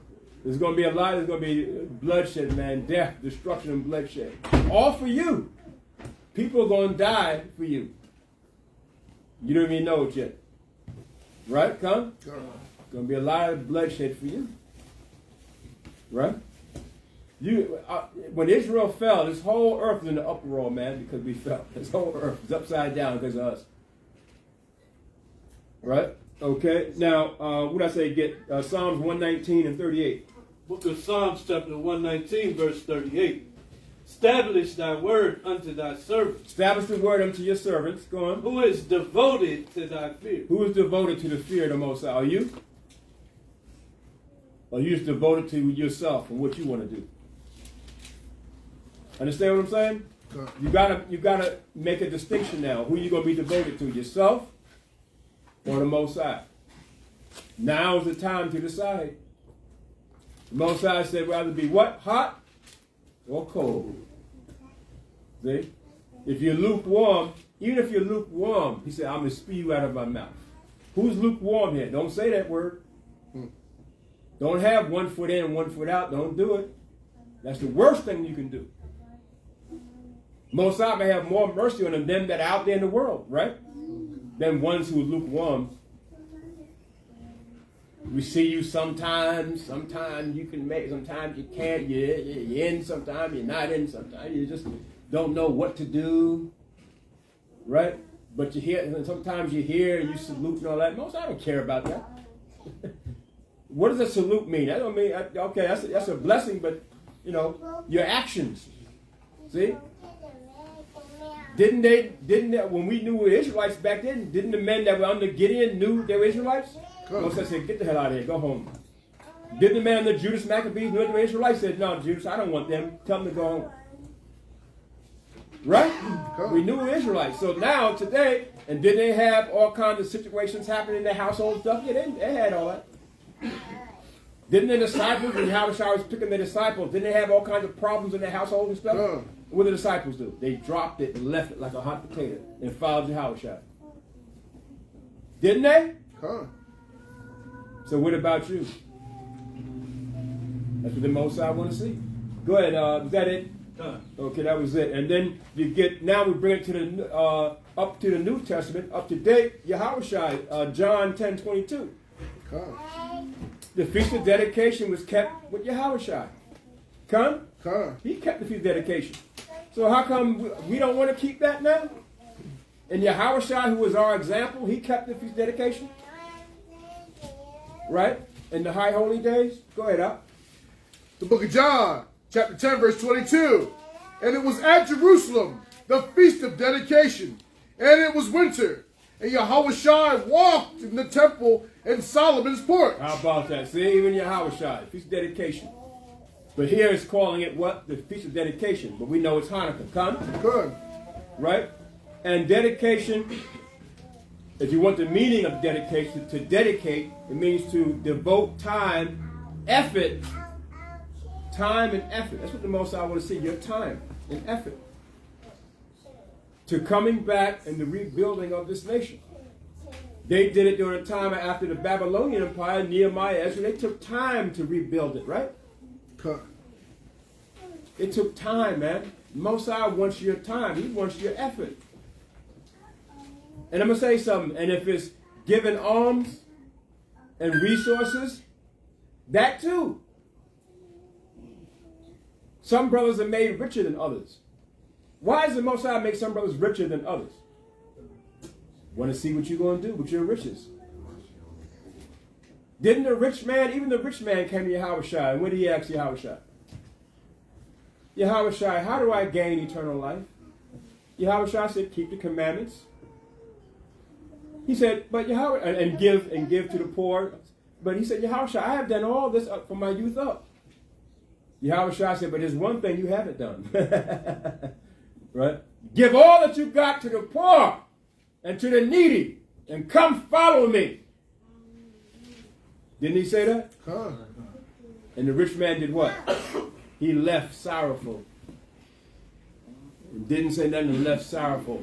How could he have done that? How could he say that to me? Right? He did everything he thought right with the Most High. The Most High said, you haven't done one thing.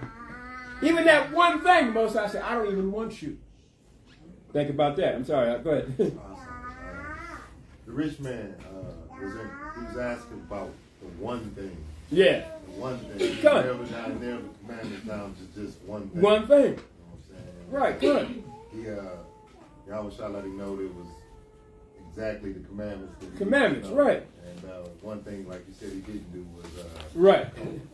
share the riches. Share your riches, man. So, some of us are blessed more highly than others. You know, that's done for a reason. Why were the men made blind? Just for the healing. Yeah, for the healing. They were made blind just so when Yahushua came, so they can be able to be healed at that time, at that moment. So some people are made handicapped, you know what I'm saying, for certain reasons that we don't know, that's beyond us. So that when the time comes, the Most High may have the power in you to heal them. How about that, huh? Right? But the rich man, there's one thing he didn't do. So you have your riches, and what if the Most High is asking you, can you do that one thing? Give to the poor brothers and sisters that may need it. And that's where you give your alms, your monies and all that stuff, your tithes and all that stuff. And that's why when brothers, ask for donations or whatever, if you got it and you got extra, give it the donation to the Hebrew chosen elect cash app. Right? You give it. If it's $10, give $10. If it's 20, give 20. But if you got it where you know you can give 100, and that's not really going to affect your budget, then why don't you give that too? That's the same thing we asked in the Masharai Yasha'Allah. And we had the cash app in the Masharai Yasha'Allah. We got some brothers who only give $5, $10. That's okay. Yeah. They're giving what they can give. Didn't the woman with the penny gave all she can give? And Yahushua said, leave her alone. She gave all she can give. She gave all her living. Who's willing to do that now? Give all that you got. How about that, right? So who has that faith? But the rich man, even though he was able to give, but he had so much riches and stuff, Yahushua said, okay, now do this one thing. Give all to the poor and come follow me. Because Yahushua said, we're going to be redeemed with what? Nothing. Ain't nothing you're going to be redeemed with. None of this money, None of his possessions, nothing. We're going to be redeemed without money. And you think your money is going to save you, going to make you more astute than the next man. No, it doesn't. It doesn't. Because they got millions of dollars out there, these athletes and Hollywood actors and rap stars. And what does it mean? Every day you hear one of them being put to death or something happening to them. Or now you got P. Diddy, Puff Daddy, whatever his name is. Look what he's going through. Mosai's taking all that money from him, right? People suing him left and right. Because the Mosai don't care about your money. They're all into Satanism and all that anyway. So the Mosai is taking it from him. Showing you his money is worthless don't mean nothing to the Mosai. See? Because all he did was abuse people, take advantage of people, fornicate with people. Y'all know what he's doing. It's madness. Right? Okay, so let's give you an example. Okay, go ahead, Doc. That's it. We were, okay, and we were in Romans 12, 1 to 3. And somebody get 1 Corinthians 9:17. The book of Romans, chapter 12, 1 to 3. I beseech you, therefore, brethren, by the mercies of Yahweh, that you present your bodies a living sacrifice, holy, acceptable unto Yahweh, which is your reasonable service. And be not conformed to this world, but be ye transformed by the renewing of your mind, that you may prove what is that good and acceptable and perfect will of Yahweh. How about that? You heard all that? Okay, present your body as a living sacrifice, meaning dedicate yourself, your body to the Most High. That's all it means. Okay?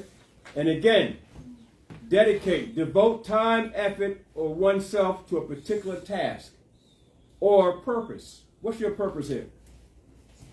You have one. If you're in this truth long enough, the Most High will show you. But because some of you don't last long enough, the Most High can't show you, right? You out of here as soon as you come in here. You don't last no time. You can run, but you can't hide. Right? To devote wholly and earnestly, devote yourself wholly and earnestly to some person or purpose, to commit, and that's what we're reading, committing yourself, or to give over. Devote to a sacred purpose. So what is your purpose?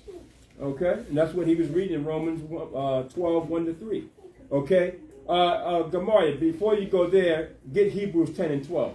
And then get 1 Corinthians 9, 17. Hebrews 10 and 12. The book of Hebrews, chapter 10, verse 12. But this man, after he had offered one sacrifice for sins forever, sat down on the right hand of Yahweh, from henceforth expecting till his enemies be made his footstool. For by one offering he hath perfected forever them that are sanctified. Now, who is that talking about? Mashiach Yahushua. And what did he do? For by one offering. By what? How many? By one offering. So what can you offer? And the offering was what? What did Yahushua offer? Himself. So can you offer yourself? That's what the Most High is looking for. You got to offer yourself to this work and to the rebuilding of the nation of Israel. And everybody has a part to play. The men, the women, and the children got a part to play. Even the cattle got a part to play. Did we just read everything that come out the Matrix? Even the cattle, they got a part to play too. They will. It's coming. Even the cattle are not getting away with nothing, right? Right? Think about that. Okay? The poor cattle, what does the cattle have to do with anything? The cattle, even the cattle, the Most High destroyed. Esau perverted the cattle as well. Okay, as well. Okay, go ahead, For by one offering he hath perfected forever them that are sanctified. So for one offering, he offered himself, he perfected for them that are sanctified, meaning Israel. So now you have to do the same thing, because Yahushua is the example, right? For what you to do. So now you got to offer yourself for the perfection of the nation of Israel. Come? The men, the woman, and the children. Because the men, your responsibility, the husbands, you got to teach your wives to do the same thing. Because your wives offer themselves to you, to the husband. Come? And the children offer themselves to their parents. And ultimately, that's to the Most High. See, when the wife respects the husband, that's respecting what the Most High wants. Come? They don't understand they're respecting the Most High. When a woman covers her head when she prays, you're respecting the Most High. Your husband and the Most High. Come? And when the man takes care of his family and does what the Most High wants, you're respecting what the Most High wants. Come? But when you don't do that, you disobey, you're disobedient. The Most High got to punish you. Just like your children, if they don't respect you, you punish them. Go ahead, Whereof the Holy Spirit also is a witness to us. But after that he has said before, this is the covenant that I will make with them after those days, saith Yahweh. I will put my laws into their hearts, and in their minds will I write them. And their sins and iniquities will I remember no more. Okay, so that's pretty much it on that. Galatians 2 and 7. See, so the new covenant the Most High and Yahweh is going to bring to Israel. And you're going to put the laws, what? In your spirit. I got news for you. What's happening when you come to the classes? What's happening? The law, statute, commandments is being put in your spirit. How about that? So you think it's just going to pop there all of a sudden out of nowhere, right? No. You got to study. When you want to become a lawyer, what do? You got to study. When you want to become an engineer or whatever, you got to study. So the same thing here. Most of us say study to show yourself approved. That's how it's going to be put in your spirit. You study. You're going home. You open up these scriptures, and every scripture you write down now, you go home and go over it yourself and study it. That's how it's put into your spirit. You think it's just going to pop there all of a sudden out of nowhere? No. Because then you're not going to want to work for it, right? Most of us say labor to bring forth. You got to go through some labor, man, some effort. Even when Esau took over the earth, didn't he have to fight for it? When he took over America, he had to fight for this thing, man. In 70 AD, when the Romans conquered Jerusalem, did they just come in and just take it over? No, it was a fight, wasn't it? Did we just lay down and give it up to them? Guess how long it took the Romans to conquer Israel? 7 years. You know, when you're reading it, you think it just happened like, right away. That took 7 years. That's how valiantly we fought. It took them 7 years to conquer Jerusalem. It wasn't that easy. And Josephus was one of them. He was one of the captains. He was one of them. Took them 7 years, man. We wouldn't give up that easy. But, of course, the prophecy says we're going to fall, right? We're going to fall. So, okay, Galatians 2 and 7. If Gamar, you got whoever the got book of Galatians chapter 2, verse 7. But contrariwise, when they saw that the gospel of uncircumcision was committed unto me, as the gospel of the circumcision was unto Peter, for he that wrought effectually in Peter to the apostleship of the circumcision, the same was mighty in me toward the Gentiles. So there you go.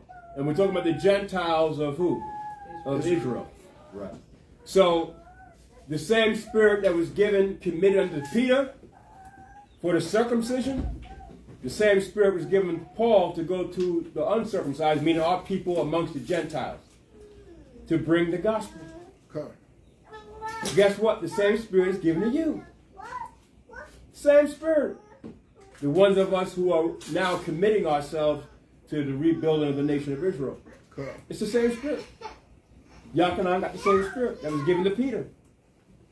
You got the same spirit that was given to Peter. You got it. If you're committed to this, the Most High will get Yahweh will give it to you. What did he tell the disciples? He said, look, it's not going to be too long, but I'm going to come back again and give you what? The Comforter. Okay. And they gave him the Comforter. That's what the Comforter was. That same spirit, the vibration of truth and knowledge and wisdom. And they all came together at the Feast of Pentecost. On one accord, they all agreed. And guess what? The Comforter came and gave them the spirit of truth, spiritual power. And they came down like cloven tongues, like fire upon each other. So that same vibration is given to you. Okay. You're giving the brothers. Gamar, you got all the brothers got it. But you got to commit yourself. The Most High ain't going to get to know nigga with his pants hanging down his ass. Okay. Right? Okay, go ahead, Doc. Is that it? Galatians 2 and 7? That was it, right? 2 Corinthians 8 and 11. You don't want that first one? Oh, yeah. Come on, I'm sorry. That's what I'm saying. You got it. 1 Corinthians, tell me yet. 9 and what? 17. 1 Corinthians chapter 9, verse 17. For if I do this thing willingly, I have a reward. But if against my will, a dispensation of the gospel is committed unto me. So what does that mean? There's a willing spirit, and then there's an unwilling spirit. There's two different types of spirits. An unwilling spirit can be present. It can be present at the high holy days. It can be present at the Sabbath, right? But it's an unwilling spirit. There's a difference. There's brothers who might come in, but their spirit is, again, they're what? 1 foot in, 1 foot out. A spirit that's not committed. But they're here, but they're not really committed and spiritually. You know how sometimes you're taking a class and you're in college and you don't really want to be there, but you know you got to go? But you're really unwilling to go, but you know you have to go because you got to go, right? You're really unwilling. You go through the motions of going, but you don't really want to. Well, that's how some brothers are coming in truth, and some sisters too. Understand? But if you perform, if you do this thing willingly, see, then the vibration that came upon Paul and Peter and the disciples, and came upon the disciples at the day of Pentecost, that spirit, that comforter came, then that's going to be given to you. But if you do it unwillingly, what happens, Gamaliel, if you're unwillingly again? For if I do this thing willingly, I have a reward. But if against my will, a dispensation of the gospel is committed unto me. Say, a dispensation of the gospel is committed unto you. I'll read it real quick in the NIV. Okay, go ahead. In the NIV it says, if I preach voluntarily, I have a reward. If not voluntarily, I am simply discharging the trust committed to me. Do 1 minute. That's a show. Yeah. Read that one more time, Bob. Tell them where you're at one more time. 1 Corinthians chapter 9, verse 17 in the NIV. If I preach voluntarily, I have a reward. If you preach voluntarily, you have a reward. How about that, huh? Again, if you do it willingly, you have a reward. Go ahead, huh?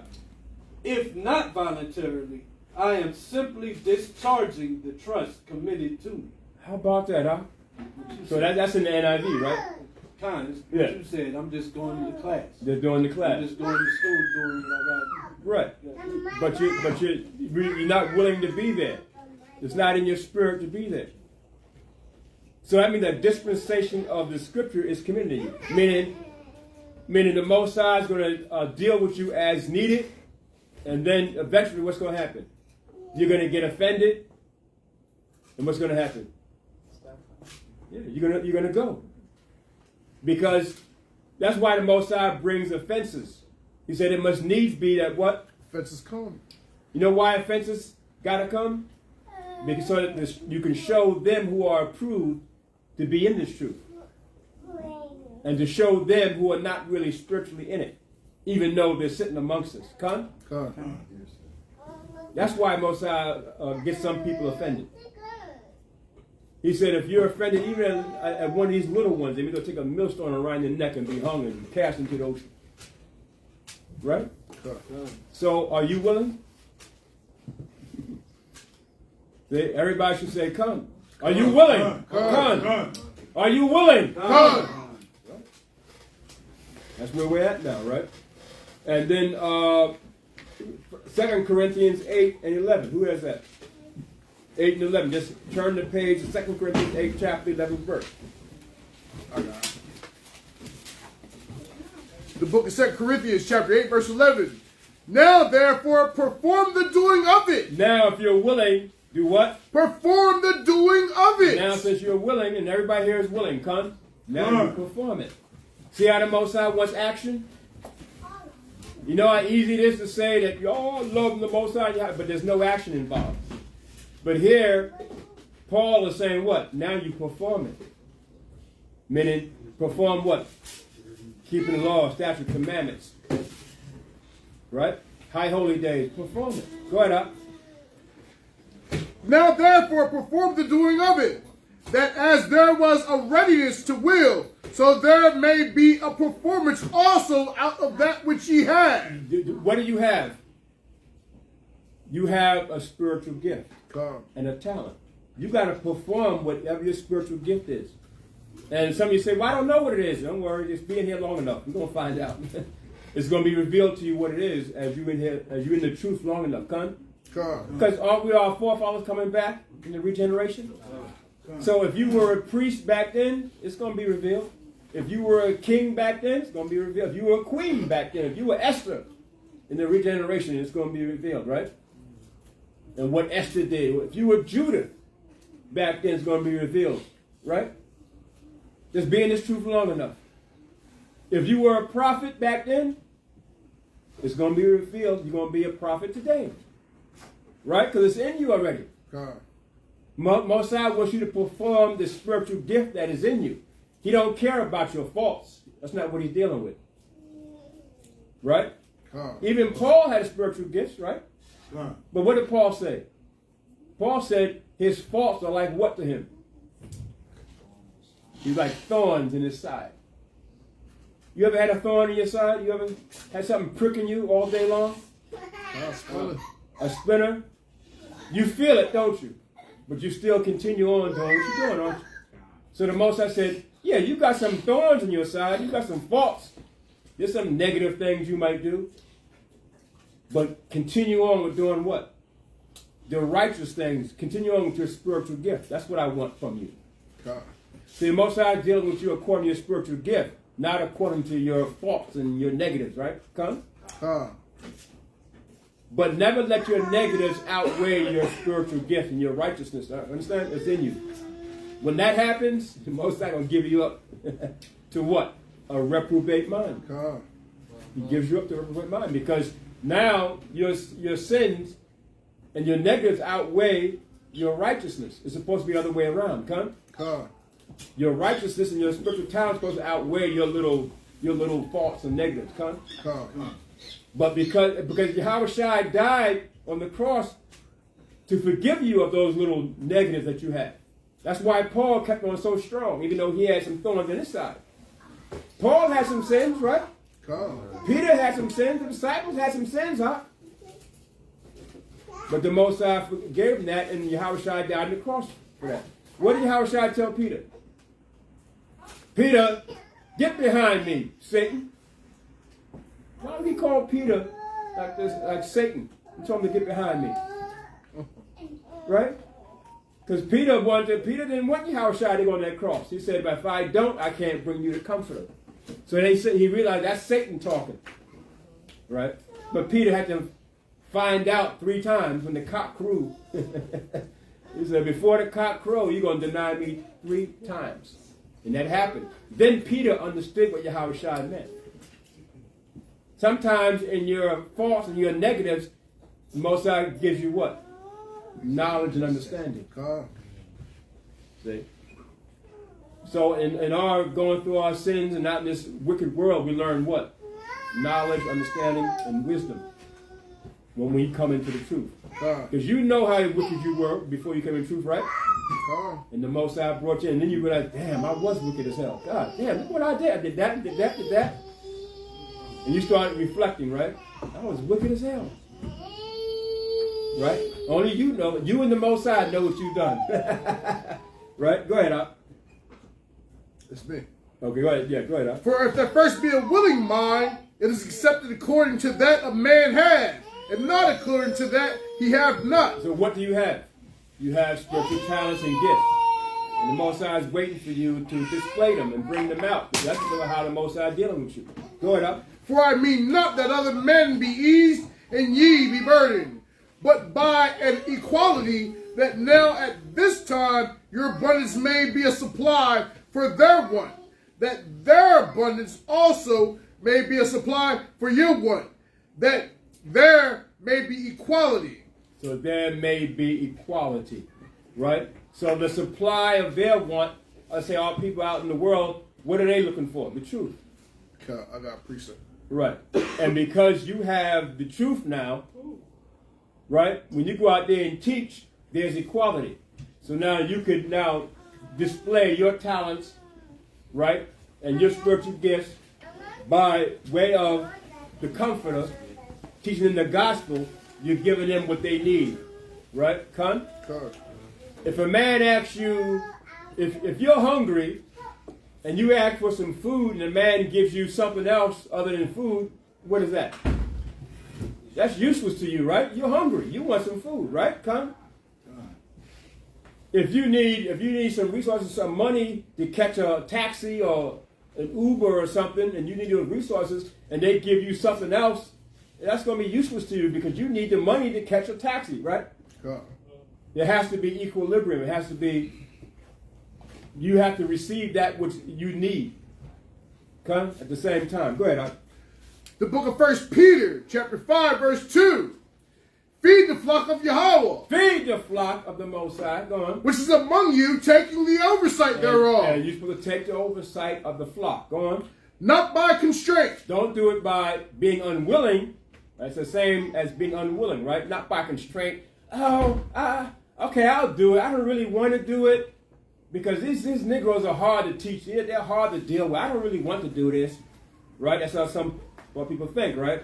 The Most High don't want you then. You ever deal with an unwilling spirit to do something, then you don't really want them to do it, right? Okay, go ahead, But willingly, not for filthy lucre, but of a ready mind, neither as being lords over Yahweh's heritage, but being ensamples to the flock. Being an example to the flock. How about that? So you also got to be an example to the flock. They got to see you in the light of Yahushua. Because you're representing Yahushua. That's why when you go out there and teach, and now you got different camps out there all across America, throughout the world now, you're a light unto our people and even the Gentiles too. So we camps can't be fighting on the corners and the street corners. You know what camps we're talking about, right? We're fighting out there in the street corners, and then you got to call Esau to break it up. Stupid is that? Look! And we got the Bible in our hand, and we're supposed to be a light unto the world, and here we are fighting amongst one of those street corners. Look like gangbangers. Look like gangbangers, huh?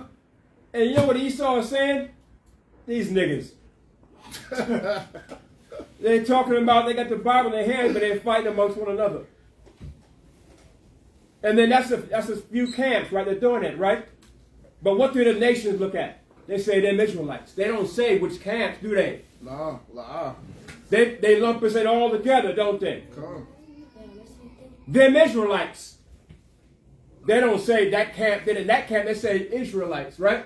So that's why you got to be an example now, because now it falls on all of us. One camp can affect the whole nation.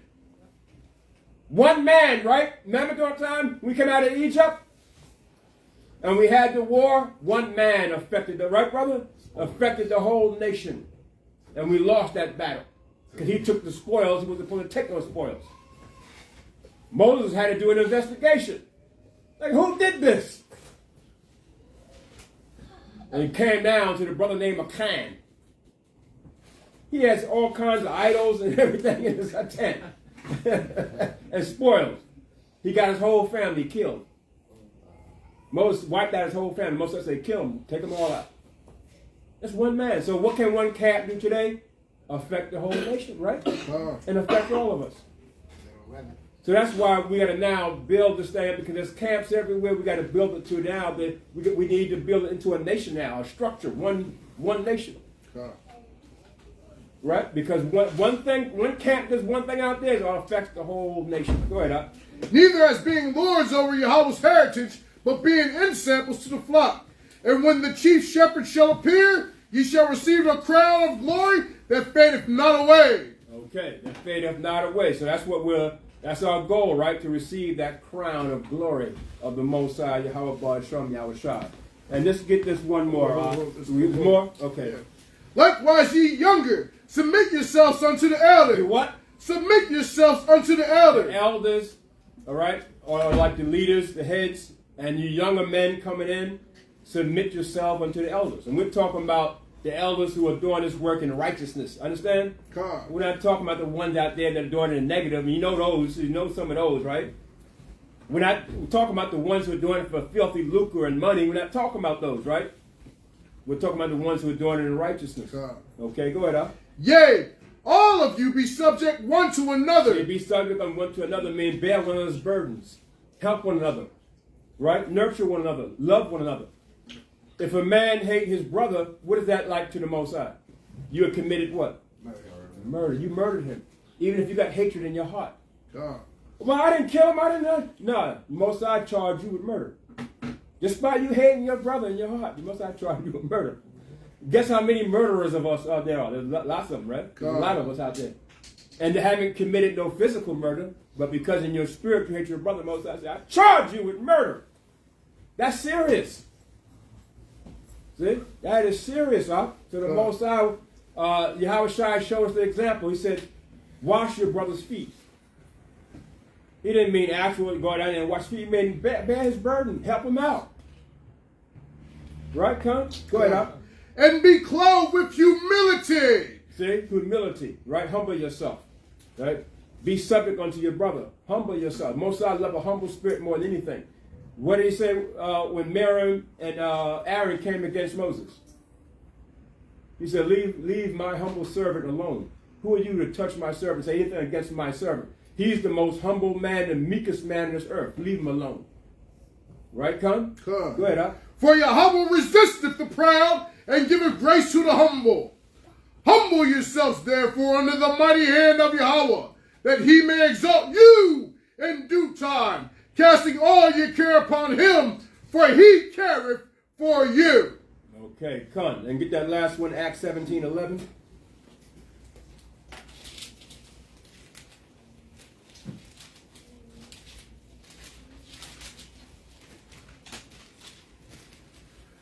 The book of Acts, chapter 17, verse 11.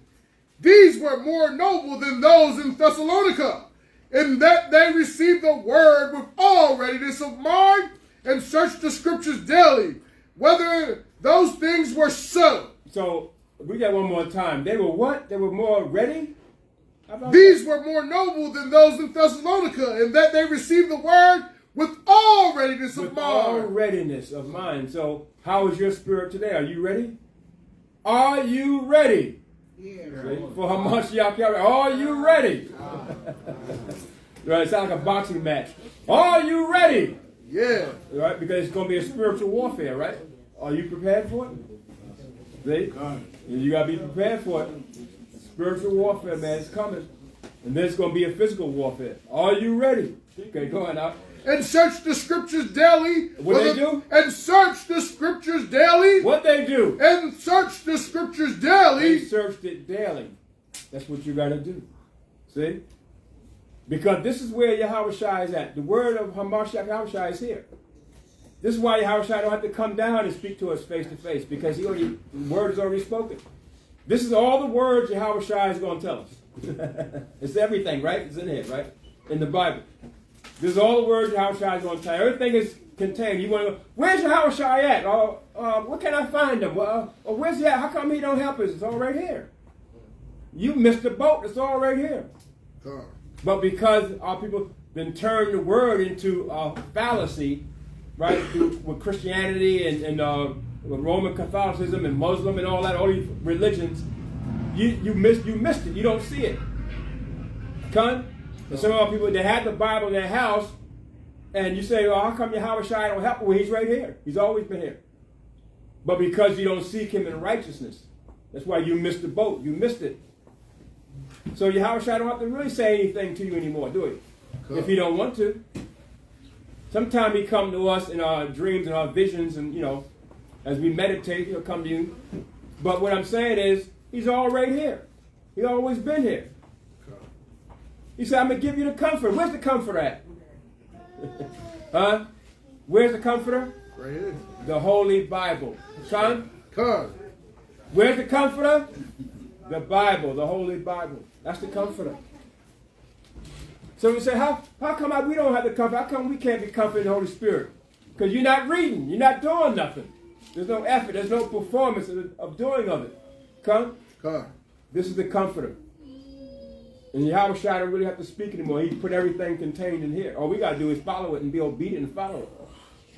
See? So read that one more time. Huh? These were more noble than those in Thessalonica. So the ones in Thessalonica was not noble.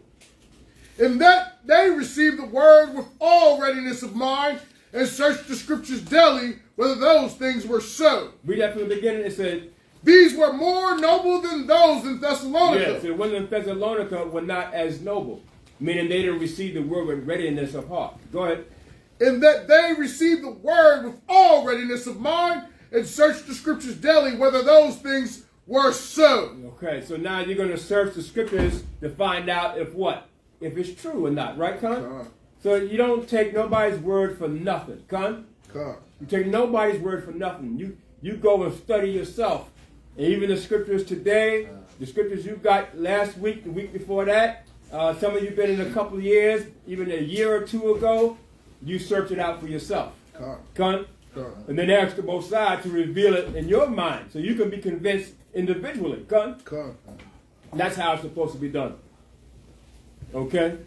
If a brother comes to you and say, well, Gabriel, the archangel Gabriel came to him in a vision, don't believe that. I'm serious. Don't believe that. Okay? And that you should believe me because the archangel Gabriel came. Don't believe that.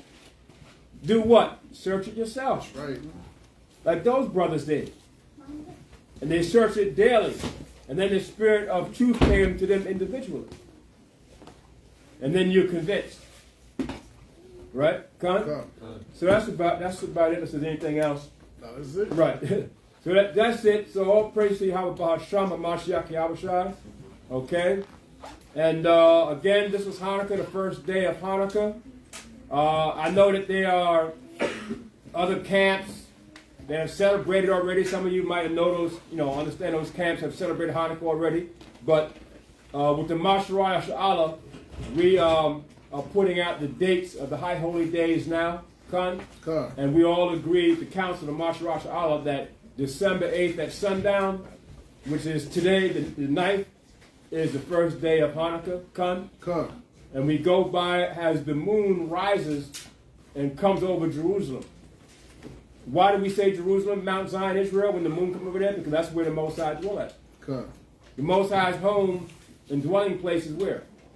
Mount Zion, Jerusalem. So I'm more convinced that when the new moon comes over Jerusalem, that that's the first day of the new moon. That's the new moon, the first day of the month. As to where you got to wait a day or two by the time it gets to the Western Hemisphere in America. Or you read a calendar, right? You reading the calendar. We didn't read calendars. We observed the heavens. Okay? We were Israelites, and the Most High gave the talents and spiritual gifts to read the heavens. That's what the heavens were for. Or the sun, the moon, the stars were for, right? For us to read them. And we were able to do that in ancient time. Today, we lost that. But now we're trying to regain that ability. We have it in us. Right? It's in us.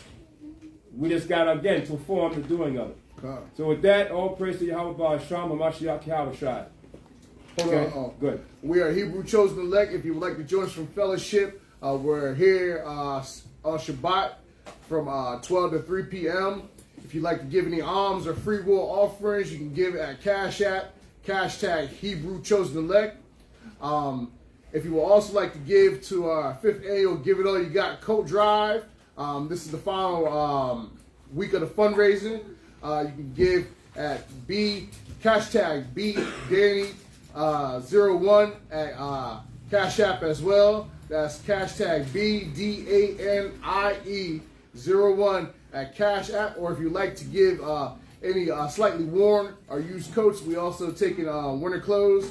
You can donate those too. Just hit me up on Facebook, or you can hit me up on my phone number, which should be also on Facebook as well.